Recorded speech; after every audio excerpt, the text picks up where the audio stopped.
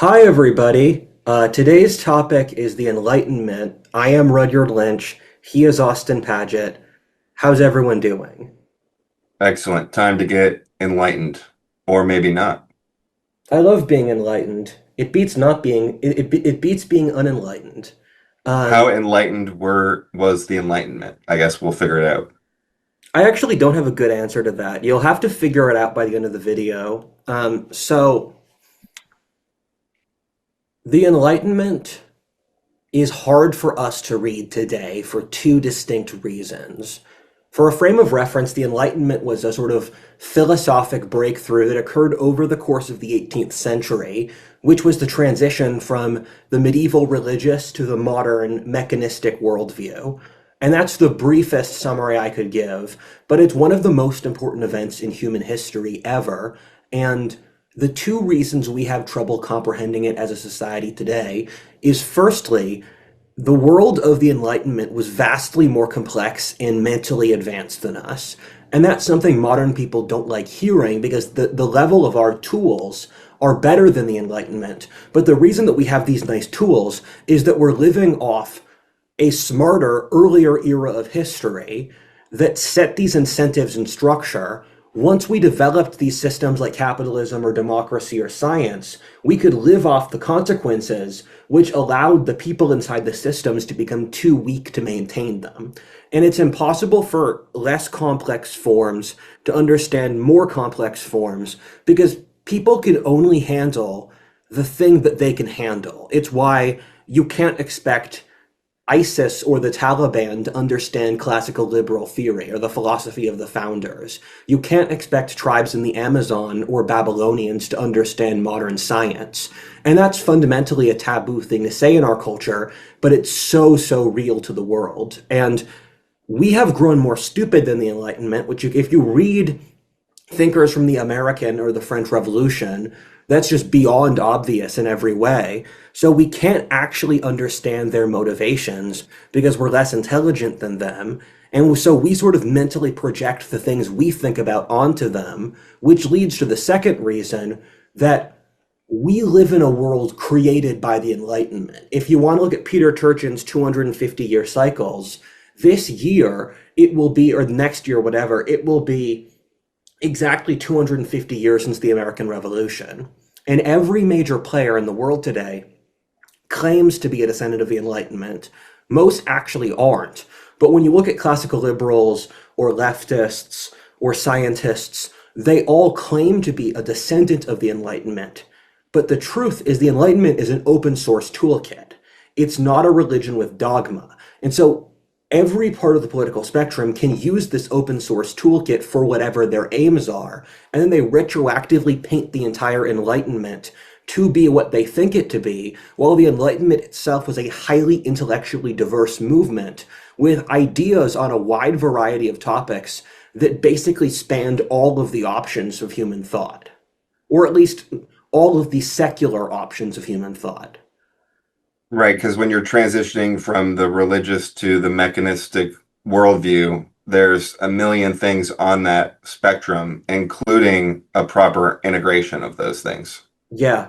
I think a Spenglerian analysis of the Enlightenment is super useful. For those that don't know, Oswald Spengler was a German thinker from like a century ago who made like the 2,000-page book Decline of the West, which is one of the most singularly unreadable documents I have ever read. Like he needed an editor, same thing as Jung. But it has a lot of useful concepts, and as a historian, his work maps very closely onto what I've read about history. But the best parallel for the Enlightenment is the comparable intellectual movements in the ancient world, where Greece and Rome are the most obvious examples. And in Spengler, he talks about, and he got this from Nietzsche, life-affirming and life-denying phases of civilization. And there's the tilt from the spring to the summer, where in a growing society lives through the world unconsciously. It just sees its religion as a totally accurate framework for how the world works. And so when it acts, it's acting inside its mental web. Once a society gets to a certain level of advancement, it then starts critically self-analyzing its web to optimize it. this causes a series of factors. You see a toppling from aristocratic society to democracy, and then Caesarism, then socialism, then decay. And this has been a consistent pattern across civilizations. And the Enlightenment is a tipping point because it's the West using its own intellectual tools to analyze its own culture. And the best parallel to this is the Greeks, who did the exact same thing with the Socrates being a classical civilization, what Rousseau was to Western civilization. But then you see this trend in India and China and even Islam, where 500 BC was the axial age tipping point. And with it, you saw in India and in China and in Greece, the growth of a wide variety of philosophies between idealism, materialism, communism, social Darwinism, spirituality, rationalism, where humans use the same ideas over history, and then we recycle because there's only so many ways to process the human condition. And so different societies will take from this open source toolkit that we sort of archetypally have in our minds as humans based on the context of their society. And so in the ancient world, you saw the same trend of all these different philosophies and questioning and these things. And what happens is you have an age of empires and nihilism, and then the society breaks through the nihilism and develops a new synthesis. And every civilization goes through a phase of doubting its old religion. This happened even in Egypt and Babylon. And the society may or may not die if their culture dies. But in every case, this is a transitory phase that then causes the degree of separation from the old world creates a challenge to reintegrate the worldview into a new frame that means that means you do this, and this is going to happen no matter what, either through the society's death and its replacement, or it makes a new frame. And in our worldview, everything since the Enlightenment has been disintegration. There was this unified worldview in the 17th century that stemmed from Aristotle and Plato and the Bible. And then the Enlightenment has analysis is splitting up. Synthesis is adding together. So the world since the Enlightenment has been the great analysis, which has ultimately resulted in nihilism. But this is a highly complex topic, so do not take that little sliver of what I'm saying as my total argument. Got it. So then it relates to, I mean, we talk about this often in terms of the logos and truth principle and Christianity, getting people to question society so much that they undermine its structure. But like you said, it's even broader than that because it's happened before in history. And there's Christian and non-Christian variations of it, basically. Yeah. It's a universal in societies where if you want to enter into religious philosophy, there's the duality of unity and disorder, or the masculine and the feminine, or order and chaos, whatever. And so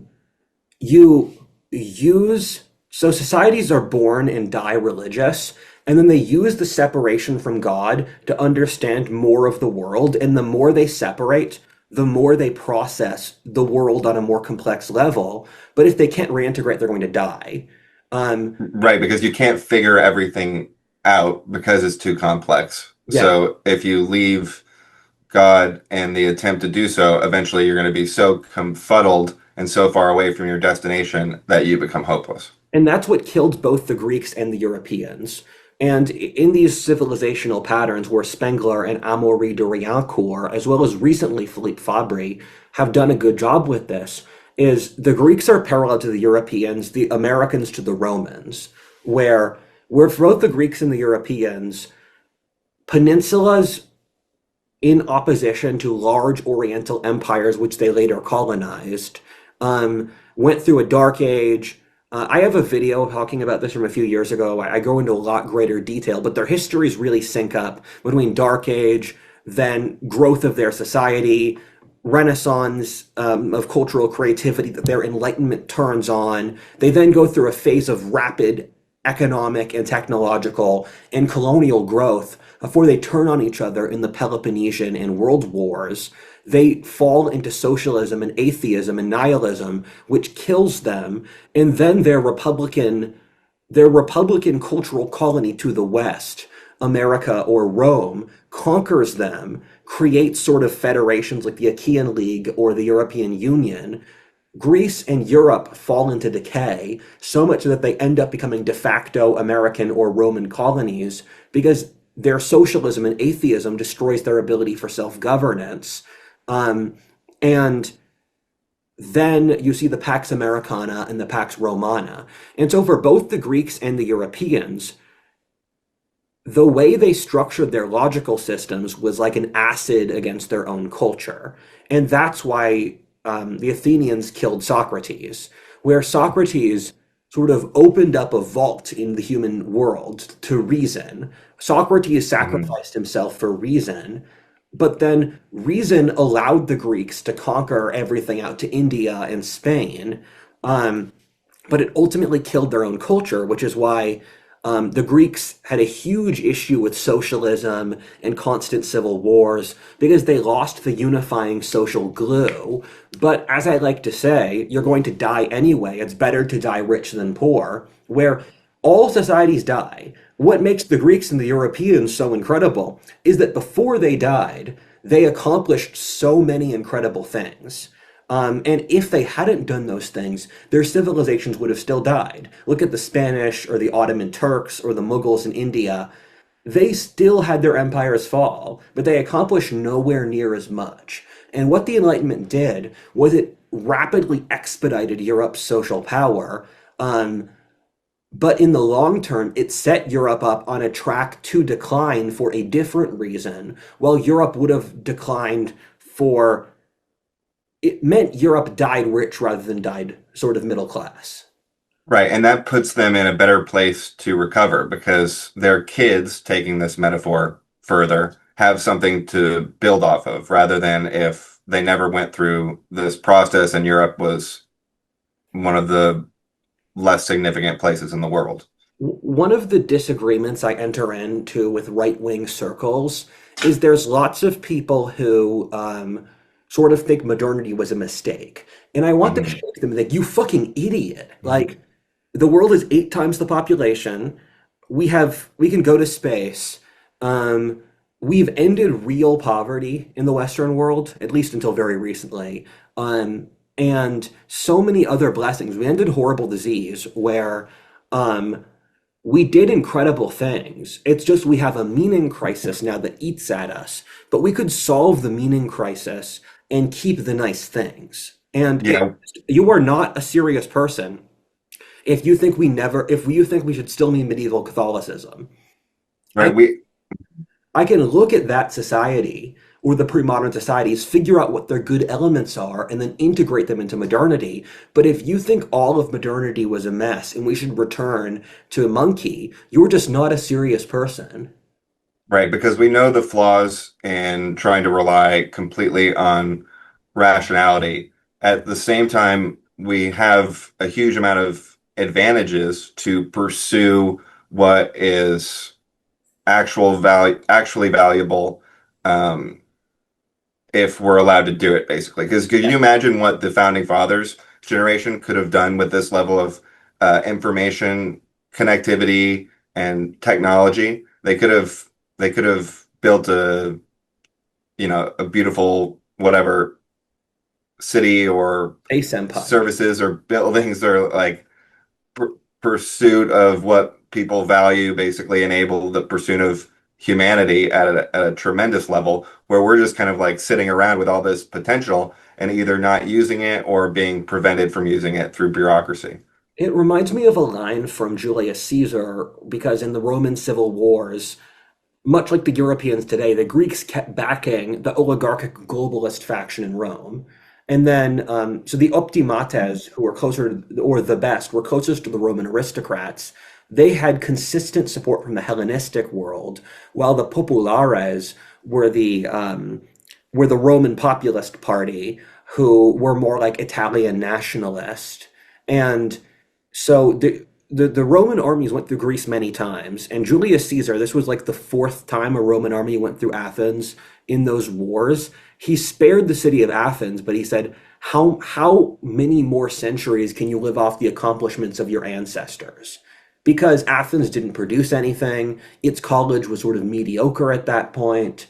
It had so many Latin America-esque civil wars for centuries that Julius Caesar was like, guys, I respect that you sort of did this, but you can't keep living off your ancestors forever. And that's a lot how Europe is today, if I'm being perfectly blunt. And they faced a lot of the same issues as Greece did between socialism or juntas or nihilism, or Roman authors would walk through Greece and say that the countryside and the cities were empty.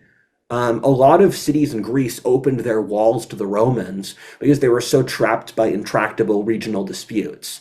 And so there is that historic parallel. And to get to the topic at hand, the roots of the Enlightenment lie in the 17th century in a way that people don't really think. Because our culture, we probably should have more Enlightenment sort of culture than we do, because our age is in a lot of ways dependent on the Enlightenment. But I think we don't have a lot of Enlightenment pop culture, because if we did, it would sort of shatter the left's lie that this highly aristocratic white male society was bad, because we would see that they were smarter, they were more cultivated, they had a higher degree of humanity. And so, Yeah, even if they were, even if the Enlightenment had a lot of different factions that were often wrong in many various ways, in ways that we often can pick apart, their memeplex was more sophisticated than ours, that they base their conversations off of. And our society is largely built off of some of the worst branches of the Enlightenment. yeah, that's true. And the basis in the 17th century, um, the Enlightenment was sort of the hangover to the 30 Years' War, where from the Reformation until the 30 Years' War, Europe engaged in constant religious wars between Protestants and Catholics, and then between different subgroups of Protestants and Catholics. So by the year 1650, Germany, Ireland, Spain, the Ottoman Empire, and Russia, probably a lot of more countries, had one third the population they did at the start of before their wars in the early 17th century. And so you saw several elite implicit agreements that occurred in the 17th century, which then colored into the 18th century. The Enlightenment was the backwash from all of these subconscious elite negotiations, which occurred in the 17th century. As an example, with the Treaty of Westphalia, which people like bringing up in sort of diplomatic political circles, because it was the start of the creation of the modern European nation state, where the Treaty of Westphalia established these are the borders, and we are going to make a unified European political system with these complex alliances that stretch across the continent. And we, as European elites, do not want to have to wage religious wars anymore. They still did. You had figures like Louis XIV, who was really against Protestants. The English had the Popish plot, where they were hysterical about Catholicism and the potential for a Catholic takeover of Britain. But you saw this gradual simmering down of religious tensions over the 17th century, and a lot of European elites became quite cynical about religion because they saw all of the political motivations that went into it. And in this process of conflict between Protestants and Catholics, religion became highly dogmatic and autistic and removed from the living, breathing, sort of mystical, magical worldview of medieval Catholicism, where it was no longer possible to exist within a completely religious worldview frame like it was in the Middle Ages. We saw the breakaway of a certain secular sphere. And Part of this over the course of the 17th century was the growth of something that no one knows about but was super influential to Western history, that being the Republic of Letters. Because the Enlightenment was an outgrowth of the attempt to implement science into the society. Because science developed over the course of the 17th century, and it used a thing called the Republic of Letters, where across Western Europe, you had intellectuals who would develop scientific concepts, send it out across to someone in France or the Netherlands or Spain, and then have them share ideas. So the scientific community developed from these sort of like signal chat groups of European intellectuals and scientists who would share their ideas with each other. And I saw a map of this where England was vastly disproportionate for the Republic of Letters. England has been disproportionate even when they were a far less important European country in the development of science. But England, the Netherlands, it was in France as well. And it's the 500-mile circle that generated most innovation since the High Middle Ages around France. And there are several sort of cognitive bugs in the Republic of Letters that we see manifest over modern history. One is that the global community is a descendant of the Republic of Letters, because, or our concept of secularism is a descendant of the Republic of Letters, because you had all of these conventions in it where you couldn't write about your nationality because you were writing for a global audience. It was all educated experts of a certain social class. And a huge part of the development of science and the Enlightenment was that aristocrats had an enormous moral aversion to lying. Where in aristocratic culture, if you ever told a lie, that was just beyond the pale of social interaction. And so when aristocrats dealt with each other, they dealt through a position of enormous intellectual trust. And the Enlightenment was an incredibly aristocratic movement, which is something that has been written out with the attempt to make the Enlightenment populist due to the French or the American revolutions. But the Republic of Letters created this concept of globalism, where it's these experts around the world writing about the science and the topics. But it stripped them of a lot of different types of context. And so when the managerial class or the left talk about the global community, they're really talking about a modern Republic of Letters, or experts and scientists and figures of sort of pseudo-technocratic authority communicating with each other, stripped away from their nation or context or human culture or the human animal. And this detached secular worldview became the dominant operating system of modern civilization, but it stemmed from a highly particular concept. And the goal for a lot of modernist thinkers is, how do we have a society where the Republic of Letters is in charge of everything?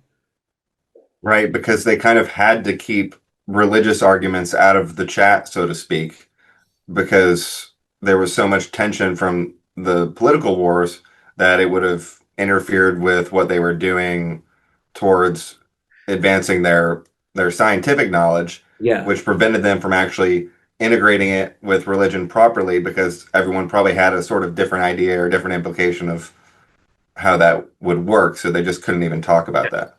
A core issue with the Republic of Letters is it literally does not have any place for responsibility. Where one of the things I think about is that in the pre-modern world, they didn't have a sort of back door in their worldview for you making a really good intellectual argument and validate something. So in the Middle Ages, you had it half, but it was, or like a quarter of what it is now, where medieval Catholicism established frameworks for how to decide things rationally that very directly evolved into modern science.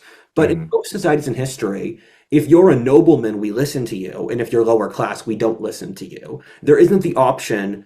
Their option would be a priest class, but there wasn't a sort of hero of letters, as Carlyle would call them.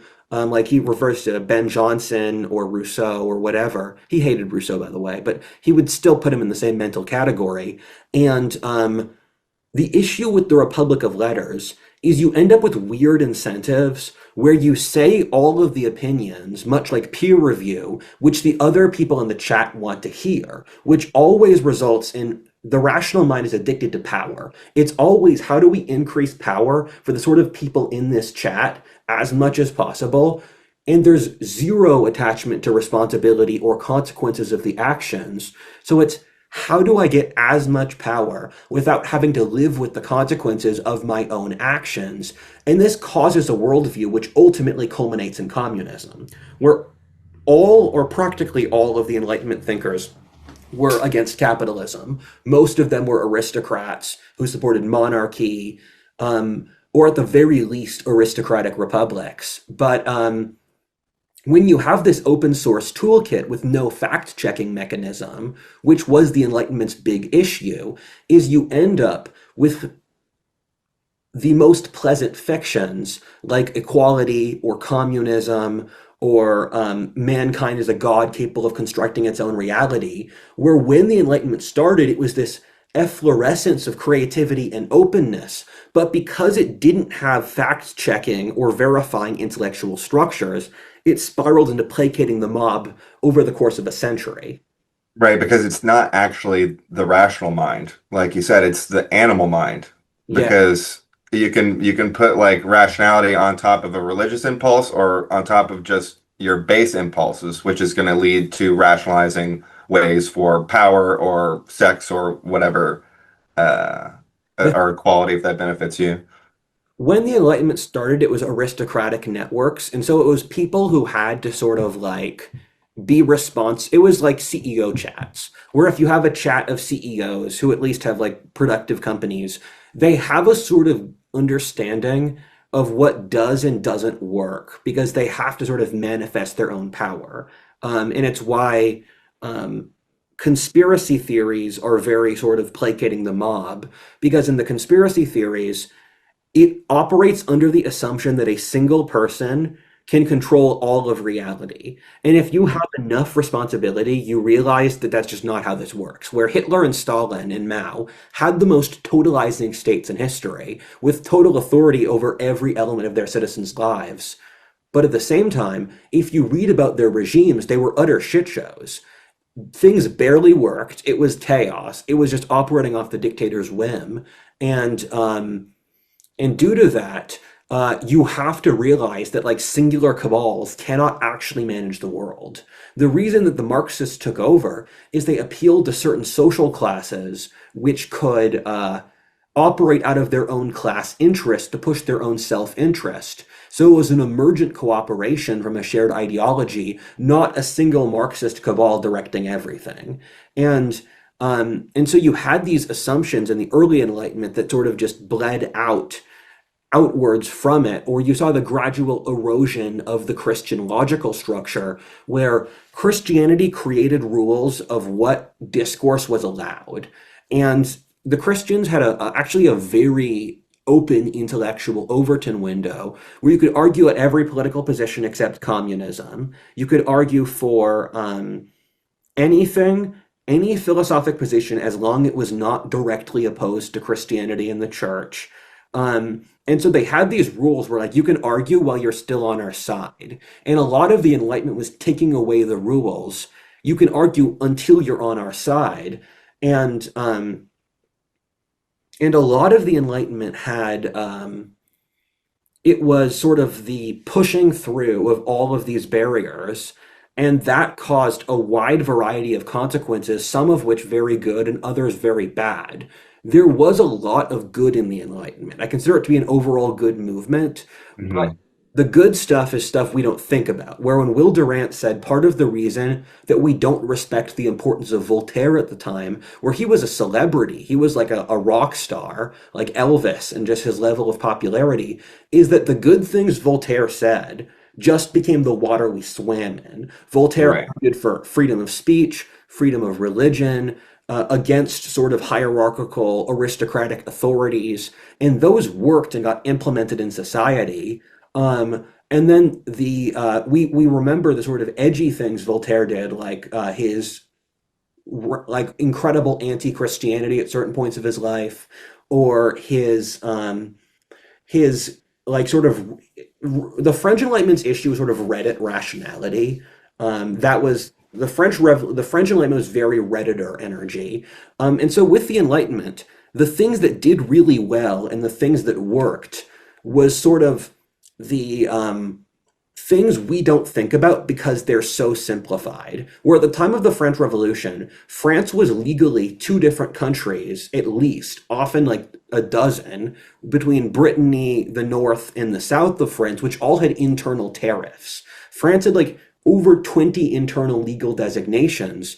And with the French Revolution, which was the turning point between the Enlightenment and Romanticism, you saw the French government rip apart all of these regional designations for the departments, which destroyed France's regional culture. And so what you're seeing here was that Europe had this highly developed, at times deeply inefficient and sort of corrupt unconscious culture. And what the Enlightenment did was turn a critical eye on Europe's own unconscious culture, and it cut away a lot of brambles where what they should have done is gone through it carefully and think, this is a bramble to cut out, this is a bramble to cultivate, we should put more light on this tree, we should water this tree. They just cut away the entire forest. And so you're cutting away both good and bad things. How does this relate to the straw man of the Enlightenment that the religious monarchists represented the completely like backwards cultural forces, and the Enlightenment was like secular progress? Yeah. So there have been three sort of factions in Europe since the Middle Ages, or since I'd say the end of the wars of religion, that being the conservatives, the liberals, and the leftists. So the conservatives, or true conservatives, are monarchists and noblemen. The liberals are classical liberals, like libertarians or business or parliamentarians. And then the leftists are socialists and Marxists. And we live in a world where the left has near total dominance. Even the classical liberals are very much on the defensive, and true conservatives basically don't exist now. The true conservatives we have are in most cases sort of edgy youth who are rebelling. If you're making arguments for the Catholic Church having total dominance, or for nobility, or for feudalism, you're not actually someone who grew up in one of those societies. You just hate the left. And And the left wants us to think in that frame, right? Because they always, for the last 10 years, have said, oh, the right, they want to bring back feudalism. They want to do all this stuff because the secular Enlightenment versus backwards religion is a much easier frame for them to compete on yeah, with taking out that middle option. one of the points de Tocqueville, who's one of my favorite authors of this era, makes is that the reason the French Revolution and the political events around it happened was this enormous disjoint between Europe's feudal institutions and the modern world. And in France, this was really stark because it was arguably the most advanced country in the world, one of the wealthiest, the most populous and powerful country in Europe. But France had all of these protections for the nobility. So you couldn't become an officer or get a lot of government jobs, or if you were not a noble, or the nobility weren't taxed, where free farmers had to pay three times as much taxes as peasants on a lord's land, and the nobility didn't have to pay any taxes. So you had this huge amount of corruption and inefficiency, and it was better in France than it was in Eastern Europe. Russia, Prussia, Denmark, Austria were just awash in serfdom. And so most of Europe practiced serfdom that was comparably bad to black slavery. It was significantly worse than West European high medieval serfdom. And then France and Spain and Italy had these corrupt government monopolies that evolved into socialism. They had Most of Europe did not have religious freedom. And it's really, we forget how much the Enlightenment accomplished, where in France, a hyper-educated nation, you legally had to be a Catholic. And the Catholic Church worked with the Enlightenment very well, actually, in France. Hmm. However, the French monarchy maintained this theocracy to control the public. And so in Latin Europe, you saw the growth of atheism in the 18th century, which occurred in wealthier, more developed parts of Spain right after France, where the French Enlightenment was very atheist coded. And the German and the British Enlightenments were more complex. They had more religious elements because in France there was this enormous disjoint between the corrupt social authorities and the actual capability of the population. The issue, though, was that by the time of the French Revolution, the public had not had enough training in self-governance that when they finally got it, they didn't know what to do with it. Because France Mhm. had this totalizing state, which stopped the French people from rising to leadership. Um, and you could magnify that across all of Europe. And the two exceptions are the British and the Dutch. Because in some cases, sort of the other Nordic nations, where the British and the Dutch in the 17th century, they had de facto religious toleration, although there were exceptions. They had free market economies. They got rid of the distinct legal titles for nobility and commoners. They had federalized republics. So the English and the Dutch made a sort of seamless organic transfer from a medieval to a modern society where you would still have a nobility, but the nobility would mix with and mate with and invest in the normal society. So there was a lot less resentment. And in the rest of Europe, these overtly oppressive structures dominated until the French Revolution. And you had all of these hyper educated, capable people who were just seething under the surface. And so the good thing the French Revolution did was remove these layers of corruption and inefficiency and decay from the old European order. The issue is that in doing so, they destroyed Europe's culture because they didn't allow protections to stop from when you open up the box of the Enlightenment's open source toolkit, you have to keep track of all the consequences. And they didn't have any structures for once they broke through on how to do quality control. And could you argue the Catholic Church contributed this to this dynamic a bit of this hard dichotomy between religious monarch and secular Yes. enlightenment, where the Protestants were more easily able to incorporate Yeah. the other elements? The Protestants adapted to the Enlightenment seamlessly because they had gone through a previous process of rationalizing their own religion through sola scriptura, or they had sort of rationalized their religion pulling from the Bible so that they could integrate into the Enlightenment very easily, where all of the Protestant countries had enlightenments that were not directly opposed to religion. In France and in the Catholic countries, the Catholic Church held the line that we're going to maintain our traditions even if they're not rational, because this is our big sticking point versus the Protestants. Because the Protestants said, pulling from the Bible, the Catholic Church does not have a monopoly on the church authority or Christendom. Well, the Catholic Church said, we have this monopoly pulling from a living tradition that stems back to Christ.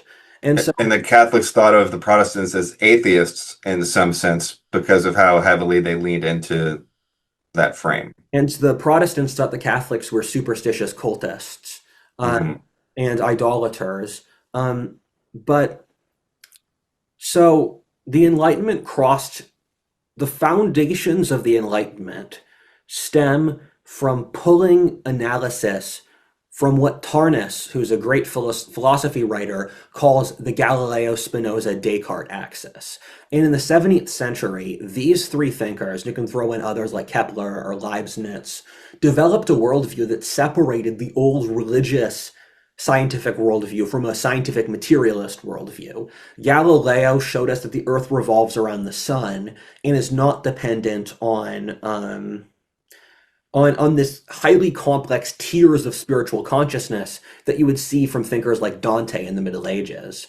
And so that taught us that we live in a cold dot in space um, as the only complex life forms we know about, which created a materialist concept of matter in the world. Spinoza integrated theology into the material world to say that the material world is the manifestation of God. But what that did is that it removed God from the world. Because Hmm. if the world is God, then God is the world, then God's not distinct from the world. I'm sure you guys can figure it out. Hmm. And then Galileo, Spinoza, Descartes. Descartes was a big founder of the Enlightenment because he made the mind body distinction. And earlier thinkers, and these thinkers are scientifically accurate from the data we have, say that our minds are embodied and we are connected to the world. Reality is permeable. What Descartes said, and I can't overestimate the importance of this, is we know we exist because we can self-perceive our own consciousness. If we can self-perceive our own consciousness, we know that our consciousness exists. Consciousness exists distinct from material reality. And he was using this to prove God because he was an agent of the Catholic Church. But it was taken to mean the opposite by his intellectual descendants. And Descartes was a huge figure in France at the time for over a century. So you have cogita ergo sum, I think, therefore I am. Then the only thing we can know about material reality is what we can measure, and you can't integrate the mind in the body at all. It's the ghost in the shell.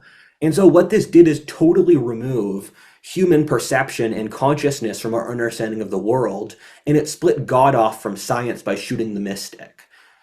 Religion, once it's divorced from the world and it's in our head, cannot adapt to the world. You just have to read the Bible or the religious texts. You can't look for religion in the world. Then science becomes this soulless Promethean Frankenstein, which is utterly removed from human values or intentions. The Descartes point about consciousness reminds me of the libertarian point about trying to prove that people don't having the intent to prove that people don't have intent disproves your original prognosis or theory. Yes. Who would ever argue people don't have intent? Communists, I guess. God, Free will relation. so stupid. But like you said, the water we're swimming in is largely the left Enlightenment frame, and it's easy to underestimate how much this it impacts all of us. And it's not like in a personal way. It's like how Keynesian assumptions are baked into a large percent of the population. We just have to acknowledge it. And it's an example is how you mentioned the conspiratorial framework, how it relies on a perception of power that's actually inherently leftist because the left views this power as totalizing, when in reality, like an alternate, less leftist frame is there's constraints on the king, there's Yeah. responsibility with leadership, right? And that's not incorporated as much into the conspiratorial lens. So even if you're a right wing person, you might have some of these left wing, this left wing water, left on your clothes. Yeah, that's a very good point, and it leads me to two different things. And I'll say this first so I don't forget. The first is that a lot of the Enlightenment was an outgrowth of the rise of secular authority in France. And the second one was that what the Enlightenment did is it fossilized the worldview of the mid to late 17th century, and then it analyzed downwards from that without looking into the assumptions of if that worldview is correct. Where the first thing is that France was the first country in Europe to develop secularism, and that was a trend that went back to the Middle Ages, when the French murdered the Pope. But it got exacerbated over the 17th century, partly since France was at war with the rest of the Catholic world, or the Spanish, who were working with the Pope. And so France developed a position where we're going to follow the Catholic rites, but we will not listen to the Pope. And so the French government funded all of this secularism. You can look at the Cardinal de Richelieu, who was a genius, who developed a lot of the concepts of modern nationalism through a secular lens so that France should follow its own interests. And France was the first country in Europe to develop a strong centralized government. England was unified earlier, but England became an aristocratic republic where rather than a bureaucracy, it used the nobility to enforce power. In France, due to the many different wars to unify the most populous nation in Europe, developed a centralized government with a bureaucracy. And by the time of the French Revolution, the bureaucracy controlled France's social structure, where in France, even regional townships did not have self-governance. They were controlled by a bureaucrat from Paris. Same thing as the same thing as the French Empire in Africa later on. And and the French government often even controlled what crops farmers in France grew, although the majority of France was owned by small farmers, not nobility. And so you see this French Enlightenment of the government trying to think through how can we remove religion as a social balancing force to control more of France? And Charles Taylor, the author of A Secular Age, said that this was one of the biggest motivations in the Enlightenment and this entire secularization, where a lot of it is how to give elites as much power as possible. And so you look at the different Enlightenments, where the British Enlightenment, which is split up between the English and the Scottish, it stems from empiricism and sort of practical understanding of human nature, because in England there was this merchant elite who gained power, who saw the world empirically, because that's how you measure statistical sets or how to do your deals or trading. And there was this sort of laissez-faire attitude because England had gone through religious wars for nearly a century between mostly different subgroups of Protestants who are quite similar. Mm. And so in England, that's where their empirical tradition stems from. In France, the rational redditor tradition stems from the state creating this bureaucratic monster which consumed the French society and the monarchy. And one of the points de Tocqueville makes that's beautiful is that the year that the French bureaucracy developed a bureaucratic institution that paralleled the king's power, the French Revolution happened. Because the bureaucracy Hmm. realized that we don't need the king anymore. Meanwhile, the German Enlightenment stemmed from Germany had its own highly distinct introspective this highly distinct introspective religious tradition that stemmed from certain like subgroups of Protestantism. The Pietists were part of this. Pietists were like German Quakers, where they would meet up as friend groups and talk about their own introspective relationship with God.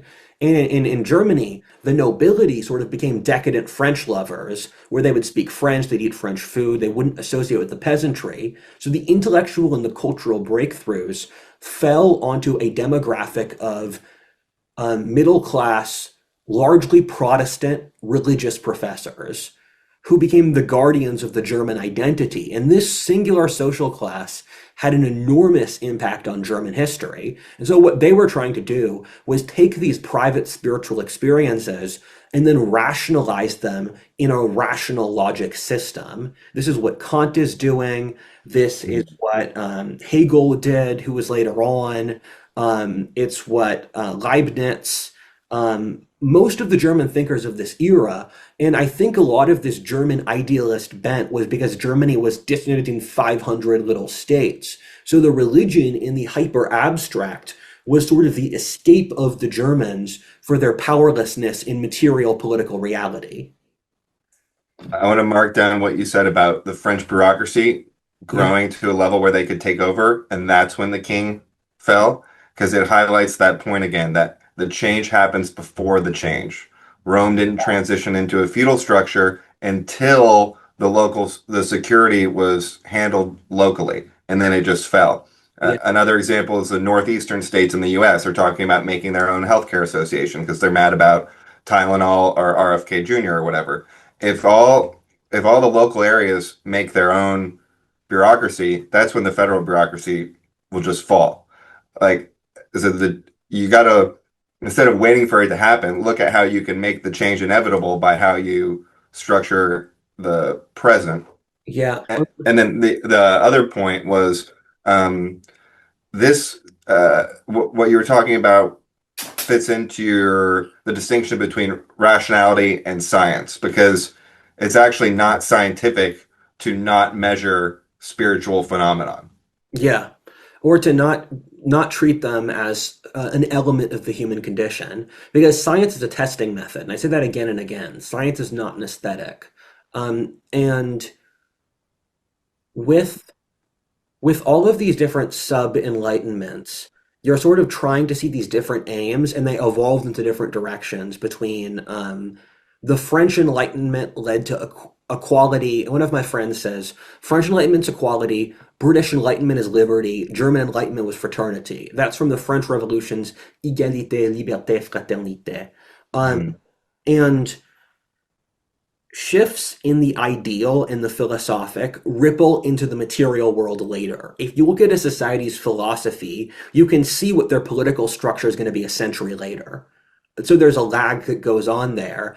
And when you see really rapid historic shifts that don't make sense, it's because these unconscious factors and these material factors built up until there was a tipping point.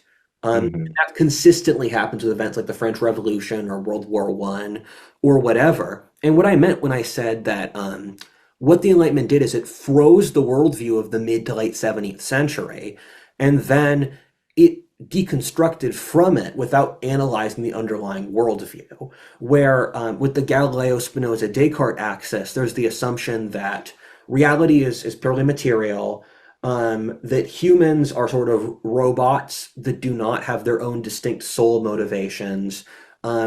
There is that the worldview has to correspond to the rational arguments you make. And there's like a bunch of other these. I speak of this in many other videos. And the core issue of the Enlightenment was they weren't fact checking if their own arguments were accurate, and they had a huge issue with as if clauses. And that's a term I use for when you make the argument as if blank thing were to be true, and then blank, blank, blank. You build these highly complex logic chains, and Hmm. if any of these arguments are wrong, your logic chain is broken. And I was reading this book by Richie Robertson about the Enlightenment. And first of all, I would not recommend it. It's like 600 pages and it really fails because it autistically obsesses over this was the Enlightenment's attitude towards policing. This was the Enlightenment's attitude Mm. towards homosexuality, towards the great chain of being, women. I'm making the book sound more woke than it is. It's not really woke. I'm just, those are things that come to my mind out talking about. But there's not the narrative of the Enlightenment's development over time. And it's interesting how practically every single argument that could have been made in the Enlightenment was. And then people would debate these arguments back and forth in a sort of rationalistic, logical sense. But no one actually checked if these things were true. And I partly don't blame them because they had less empirical data than us today. We have lots of empirical data now, which we don't use to check the things we say. But as an example, Frederick the Great, who was considered an enlightened despot, he was told by one of his intellectuals around him, he said, we used to believe that man was innately crooked and innately sort of fallible. Now we think Hmm. man is like innately good. And Frederick the Great said, yeah, there's no chance that's true. He said, I've led too many armies. Most of my nation are serfs. I fought against the Russian barbarians. Zero chance human nature is innately sort of good. Good. He's like, I've seen Eastern Europe. Yeah, exactly. And so you have a lot of ideas in the Enlightenment where the British, the German, and the French Enlightenments all took different trajectories, which I will explain after I take a break. Excellent. Hi. Yeah. Can I comment on a couple things you said before you left, before you get into the next part? Sure. Um, yeah, so you mentioned that narratives built on logical chains. I just wanted to dwell on that for a second because it's incredibly common. And even if you have a logical chain where there's not a single step that can be proven wrong, which is rare, there's still a lot of assumptions built into those steps. So it works in the same way as climate models, where, like, say, each assumption or chain is another year of prediction. And the farther you get away, the more those errors built up to the point where you're going to be totally off base. So you need, I don't know what the alternative is, but more coherent or foundational frameworks rather than logic chains, like more inherent understandings of things rather than a long chain of dependent logic. I know the answer to that because it's something I developed, an idea I developed where I split thought into living thought and dead thought. And dead thought is thinking that cannot adapt to the complexity of the world. It's the closed loop. And living thought is thinking that can. And so the way I write my videos is that each individual topic, I try to understand it as a living holistic whole, and I can change it with new data. The issue with most modernist ideologies is they have this logic chain, and if one thing in the logic chain is broken, it all falls apart. I'm very careful to avoid that. I try to explain things in a way so you can see everything as an indivisible whole as a topic, where I try to sort of build my worldview off explaining the world, not making overarching explanations I force the world into. And so a Hmm. lot of European thinkers, especially Germans, are really guilty of this.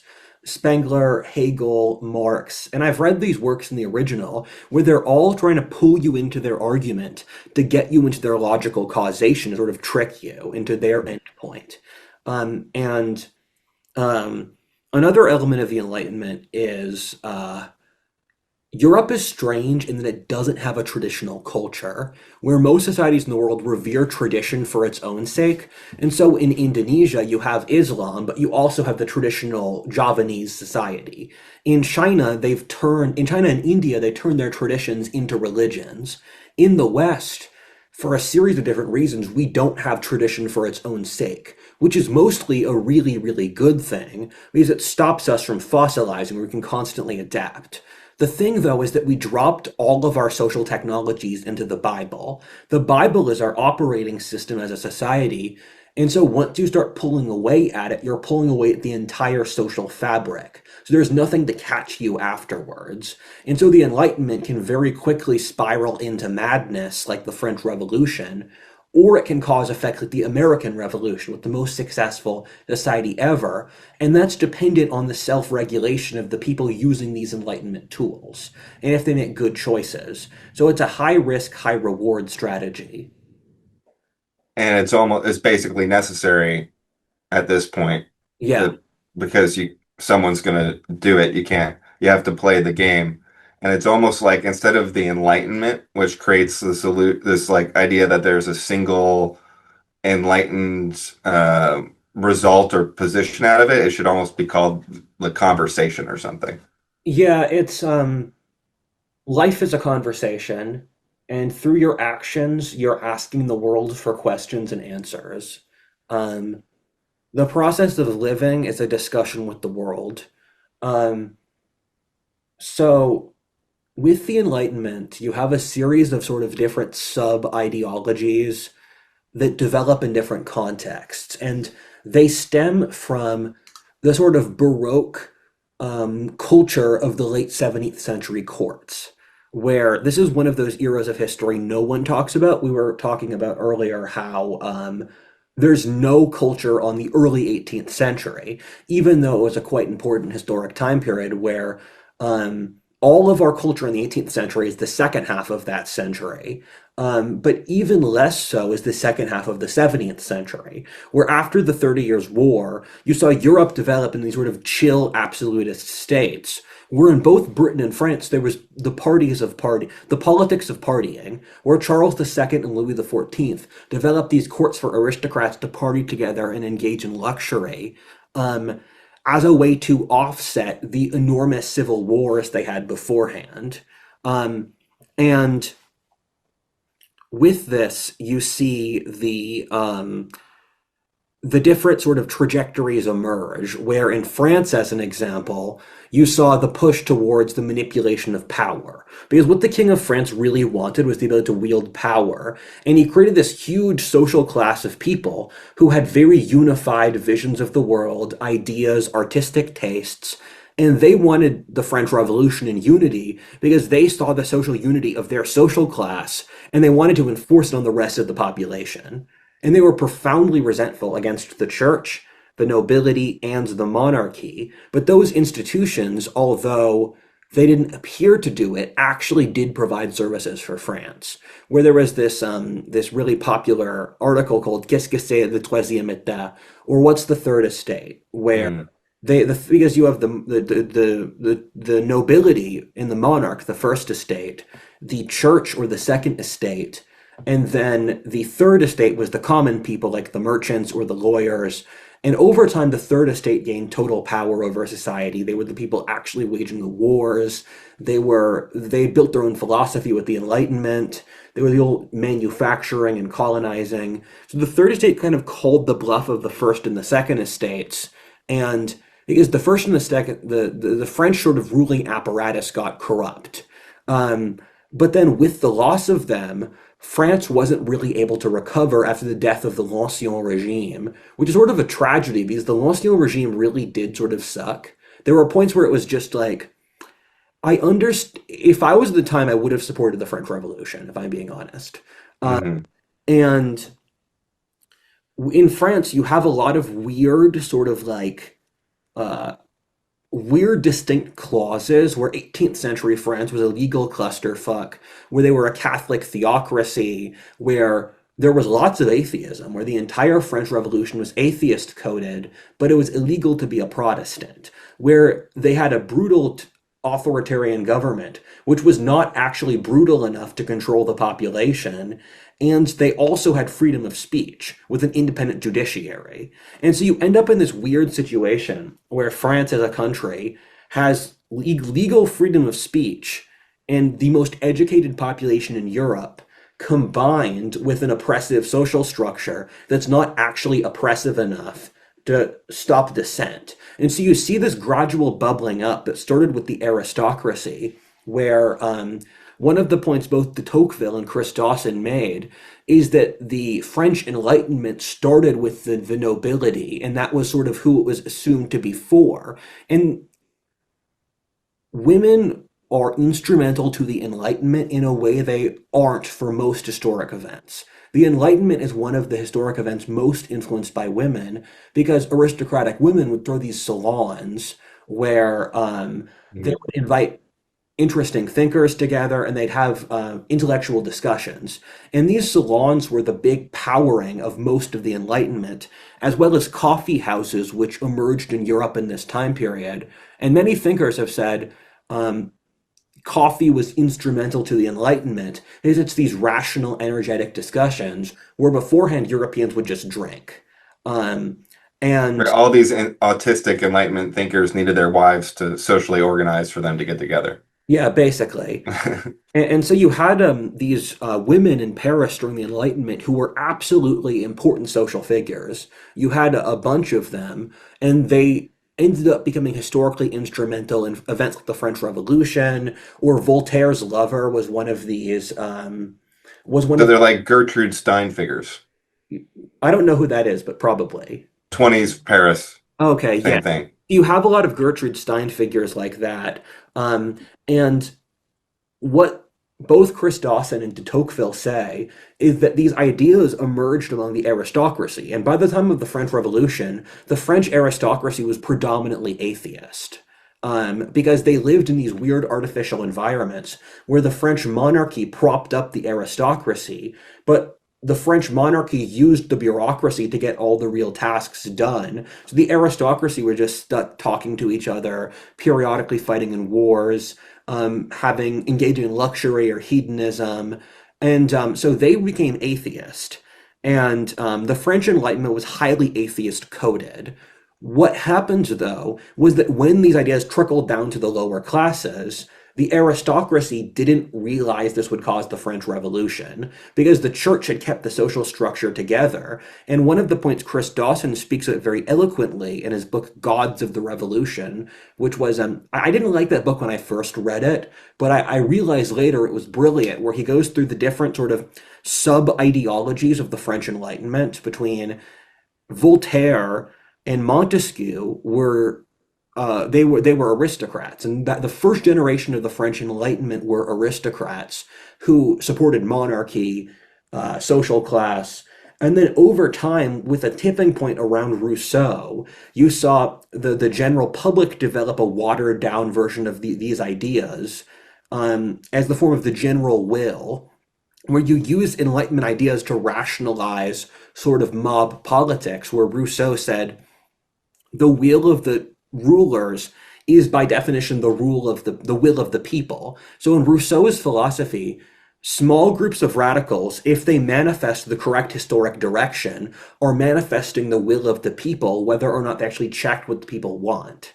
And this became a completely disastrous idea. But then you saw this slip into the French Revolution, which ultimately led to Romanticism. And Romanticism was the big philosophic current of the 19th century, with Rousseau being the founder of Romanticism. And Romanticism was about emotion and compelling stories and Hmm. biological roots. And if you look at if you look at a figure like Napoleon, Napoleon is a mix of Enlightenment and romantic man at this tipping point. This parallels a ton of what's going on today in politics, and including on the right, where there's these uh, watered down narratives that are okay, okay, yeah, yeah. So, like you said, they're what did Rousseau say about the will of the crowd manifesting? Or so, So Rousseau was uh, Rousseau was psychologically a woman. I think that's the best example I can give, where he hmm, said that the nature of life is to follow your own internal emotional state at any given time, and something is good if it pleases your emotions, because only when we go into our deepest heart's emotional desires can we attain true authenticity. And he wanted to make a social code called the noble savage, where the French would have these highly idealized narratives about they use the Huron in Canada as an example, where we should build this society of tribal, close to nature peoples. And he said the way to achieve this was to create a sort of Spartan state led by small technocratic elites who hmm, pull on the quote will of the people to right. get in the correct direction of history, where the will of the people was quote what would correct be correct for the people's self-interest. But it was determined solely by this ruling class. You see why Okay, it's this is so easy to manipulate. yeah, the part of this that I think this is interesting is there's two ways to go with that. Is because Rousseau could be talking about elite politics and he could be more tied into that, but it's also true that it is the will of the people. Because if you're not able to marshal elite politics, then you're just, and you become an empty vessel for the crowd, then everything Rousseau said about him, politicians manifesting the will of the people is true. They're not actually in control. They're not actually exerting their vision. Some people just figure out how to A/B test and ride that wave, and then you become a vessel for the crowd. So Rousseau is actually correct in some ways, but just appealing to the crowd is obviously a recipe for disaster, and it's built off emotion and narrative. I am going to hard deny you here because Excellent. the so it's never actually the will of the people. It's always the will of a small elite of the proletariat. God, I hate the Marxist terms. I'm going to call it instead handlers. It's always a small group of handlers who make up like 1 to 2% of the population who win, and then they mobilize certain mobs at correct times. And if you look Mm, at the general public, it's never the case. Wherein they did anthropological surveys. This is like one of the first things the field of anthropology did of French peasants at the time of the mhm, French Revolution, and they were almost all deeply socially conservative. The Catholic Church was their identity. They thought the mhm, nobility were actually superior to them. And so these small bureaucratic elites concentrated in places like Paris, when they actually met the French peasants, they were horrified by them and then shoved them into the army as cannon fodder, saying they should never be given social authority. Same thing as the Russian Revolution, small elite group. Well, the vast majority of Russians were peasants who just wanted to own their own land. Um, and so it's these small, corrupt elites who can handle the mob, who claim to be the will of the people, but they almost always represent like less than 5% of the general population's interests. It's just in any given society, the vast majority of people will be normies who will go along with what the social authorities tell them. so riding the wave of the mob is real, but it's more like surfing strategically here to get to there, or jumping on it here to go there. But I guess you can become captured by it. This is one of the things I've become highly cynical about as a YouTuber because I can see how much framing controls the mob. Where I've tested this, where I'll see the exact opposite things a few months apart. And then Hmm. people will agree with them, even though it's the same, because I set the frame that way. Or look at other YouTubers who are either totally captured by their audiences, where they just say whatever their audiences say, or they run their audience sort of mini cults, where I have seen too much about how the internet creates mobs to not become very cynical on this topic. Um, Hmm.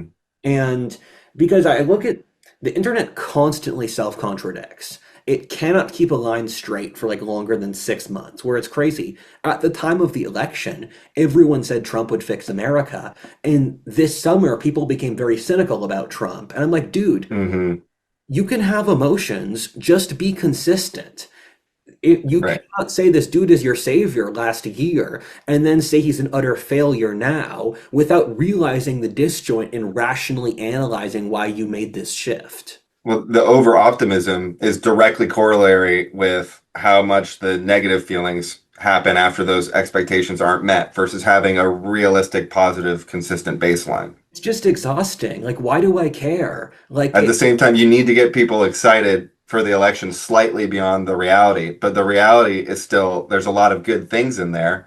So I mean, it's a hard balance to manage, I suppose. you have to cultivate you have to cultivate detachment and attachment at once, which I will not clarify. It's a different topic. Makes sense to me. So, French Enlightenment, two big figures are Voltaire and Rousseau, and they had their own rivalry. And I'll throw in the physiocrats and Montesquieu, where Montesquieu is one of the earlier figures in the French Enlightenment, and he made the encyclopedia, which was the attempt to categorize all of human knowledge like an 18th century version of Wikipedia. So they had entries on everything, and the encyclopedia was colored by these rationalist sort of like secular notions. Although interestingly, Montesquieu actually did believe in sorcery in his private life. If you Mm, There's a great book called the Myth of Disenchantment, and it goes through all of the figures who argued for a secular disenchanted world. And in almost every case, you look at their private life, and they were like both Marx and Sigmund Freud were obsessed with the spiritual, and they did actually believe in spiritual forces.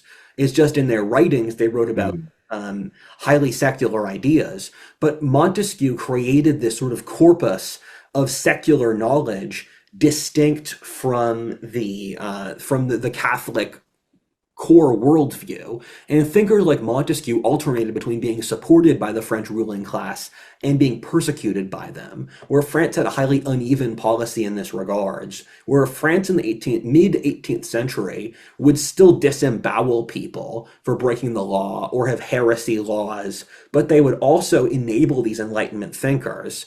And Montesquieu was a huge impact on the American Revolution because he talked a lot about the balance of powers, where you need to decentralize powers, where he was one of the most popular authors for the American Revolution. And the physiocrats were the first economists. Because in the medieval and ancient world, you had general concepts of things like free markets, but it was framed as justice. The king must be just and not take from his subjects and maintain rule of law, because when he follows justice, it is the will of God that the nation grows rich. What the physiocrats did in the 18th century was say, when you establish free market principles and these various incentives for growth, is that you will produce radical economic growth.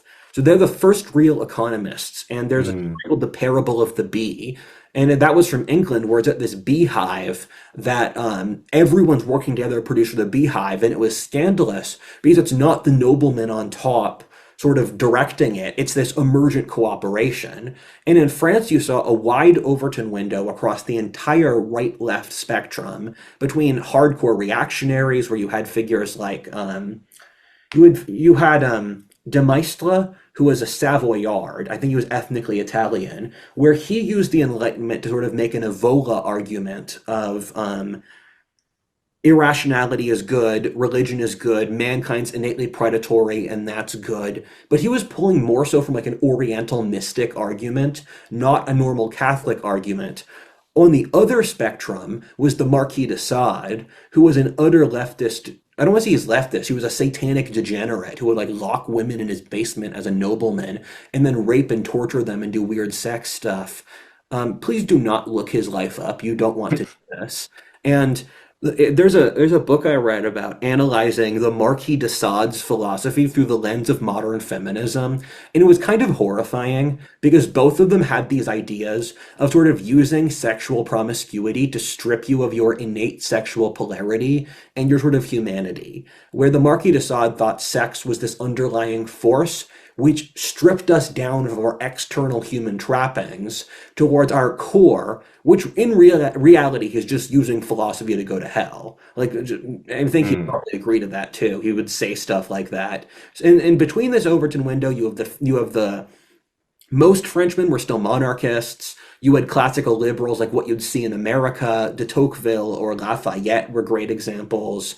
Um, the French nobility wanted France to become an aristocratic republic like Britain. And then you have the Voltaire sort of Reddit atheists, and you have the radical left who developed all of their ideas they use now at the time of the French Revolution with Saint Simon, who I've spoken about beforehand. I believe being the founder of the modern leftist technocratic religion, where he wanted to make a religion of worshiping the science and the experts, destroying the barrier between the men and women, using migration from the third world to cause a revolution in the first world. So stuff that sounds like trans. And so the entire political spectrum as it exists today mm. was fully formed in 18th century Enlightenment France.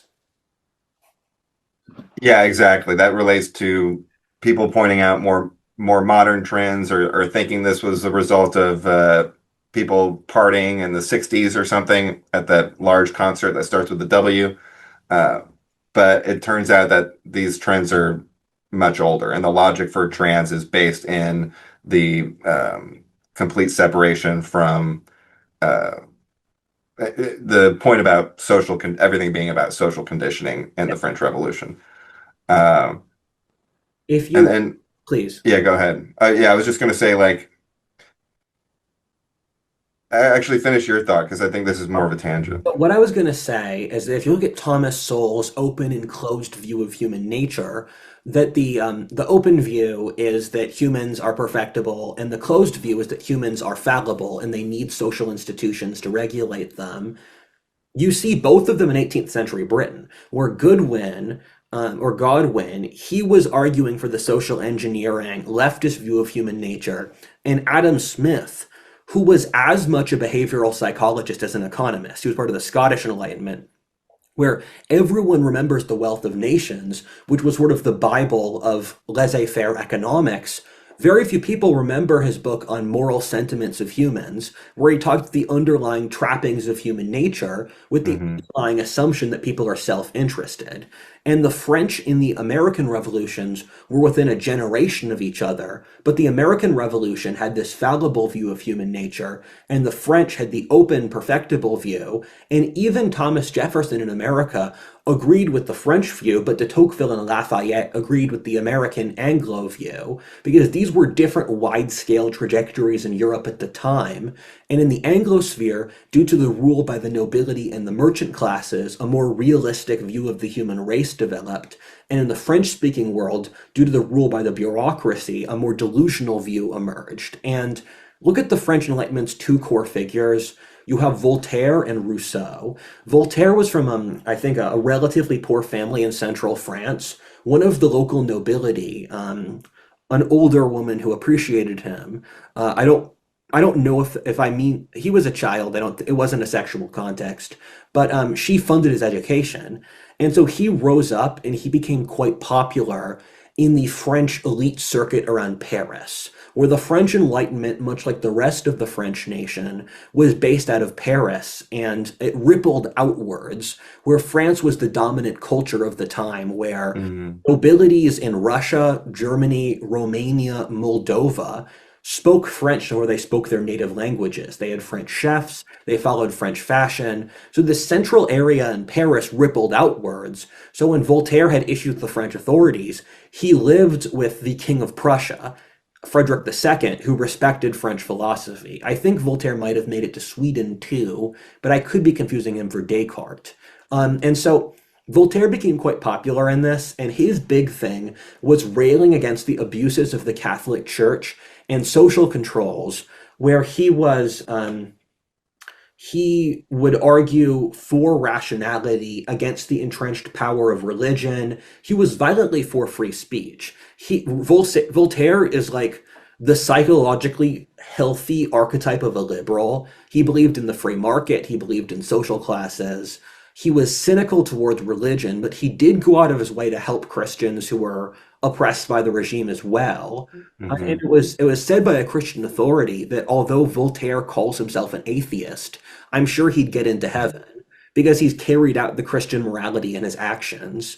Um, and Voltaire's a complex figure. He was part of that French society, so he'd have various love affairs with women who are supporting him. He lived in a castle with a female patron for a while till they had a falling out. He went out to Prussia with the Frederick II until they had a falling out. He was a highly disagreeable figure, and the French sort of social authorities, I believe, turned their position on supporting him, but several different times. But he was a sort of rock star, and he was a rationalist. And the good things Voltaire did were things we've forgotten about, and the bad things were things that evolved in sort of Reddit rationality. His main rival, Rousseau, was a Swiss guy from Geneva. And we talked about his arguments already. He believed in the noble savage. He thought that we should have a ruling sort of totalitarian class that embodies the will of the people. And he developed a concept called the social contract, which is the ruling class and the population make a deal on the rule and the ruled. And this powered a lot of modern political philosophy. And Rousseau was actually profoundly he's become the sort of prophet of modern lib worldview, Hmm. and he was more popular than Voltaire by the end of the 18th century. He was a very popular figure at the time. He was Napoleon's favorite philosopher, and he was relentlessly sexist. In his book Emile, he talked about how like women shouldn't be taught how to read. It was their place to just be submissive. He also was quite spiritual, although he wouldn't allow himself in the confines of traditional religion. And keep in mind that the first generation of leftists in France were hearkening back to Sparta and the socialist societies of Greco-Roman civilization. They weren't trying to go into the future, and they were part of this like primitivist culture that eventually won in the French Revolution with the goddess of reason that they put up in central Paris with like the least reasonable society ever. But it's interesting where Rousseau and Voltaire, they had like a beef where Voltaire would make poems and sorry, he would make poetry, he would make like press statements and he'd make plays mocking Rousseau.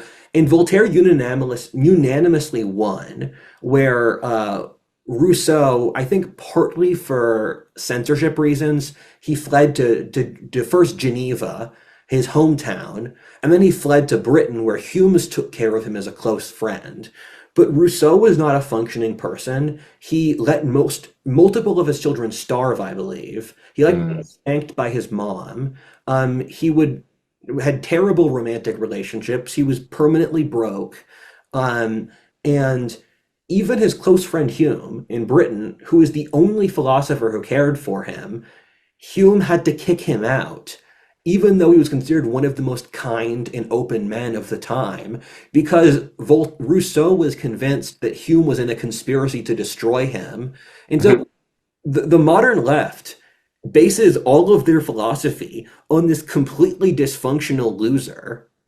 Well, Hume's was the ultimate humanity guy, and it seems that Rousseau had already lost the value for human life at that point, which parallels into some other things we were talking about. And so that tangent I was going to go on earlier, because isn't there the part of the conception is that a unique value for life and individual freedom emerged out of Christianity? And could you say Christianity actually got stronger for the beginning of the Enlightenment in a lot of senses, maybe not in France, So before going down this uh, the path which was a reversal of those values. that's a very good question. One of the points Chris Dawson makes that's good is that humanism is dependent on Christianity, not even Right. most other religions.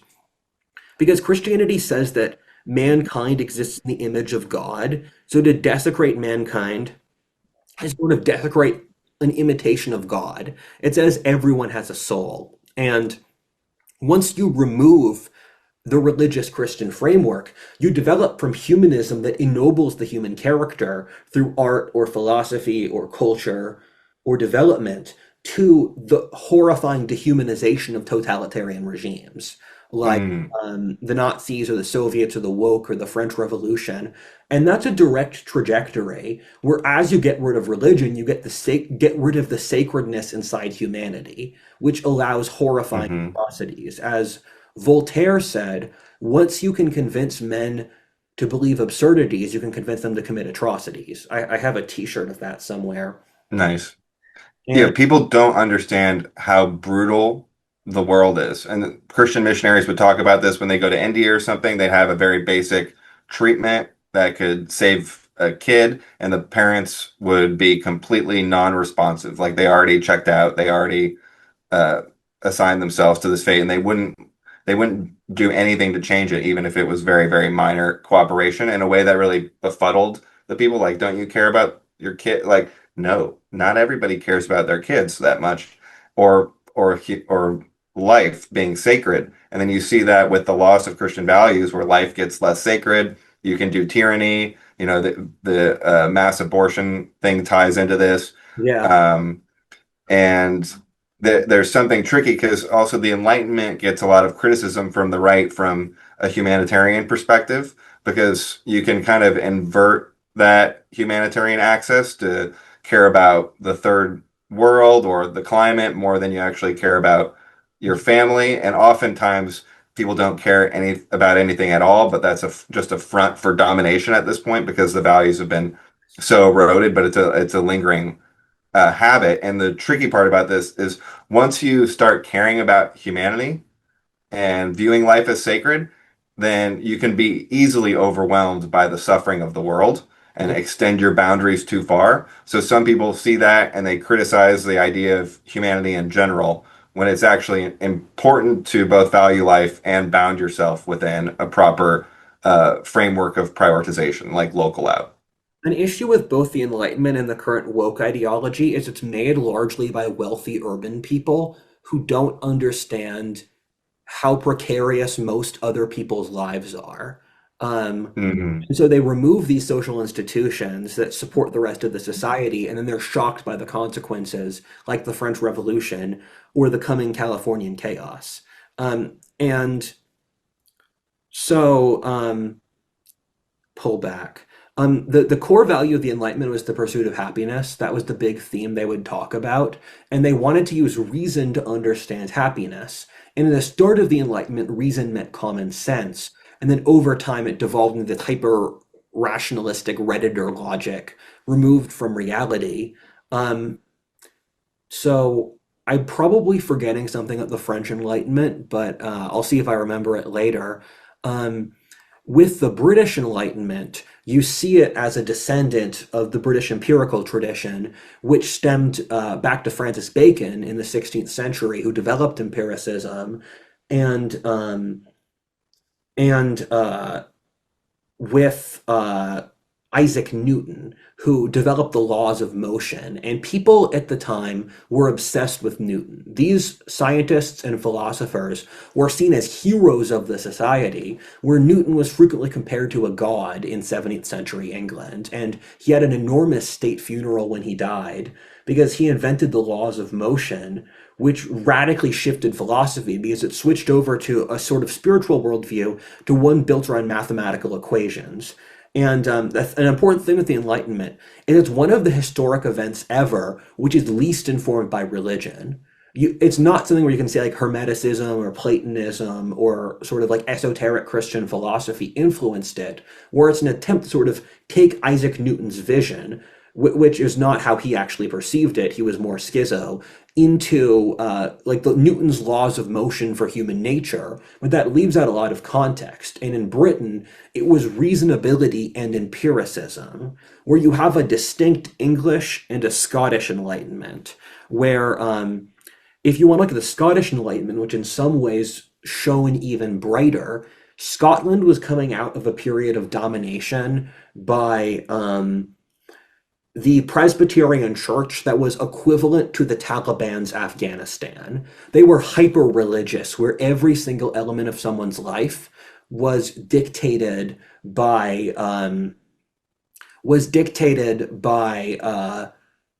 what they their entire life was dictated by a highly structured religion where every village had a different group of Presbyterian elders that enforced the religion. And Scotland had a rough 17th century where the English conquered them multiple times, and they were ultimately integrated into the rest of Britain at the start of the 18th century due to the bankrupting of the Scottish nobility with a failed colony in Panama. And so Scotland's integration with England was a huge benefit because they could finally integrate into the English's colonial empire and larger economy, and they built up an enormous amount of social trust from their theocratic era. So the Scottish Enlightenment based out of Edinburgh was just incredible, and Glasgow became one of the wealthiest cities in Britain due to trade with the colonies.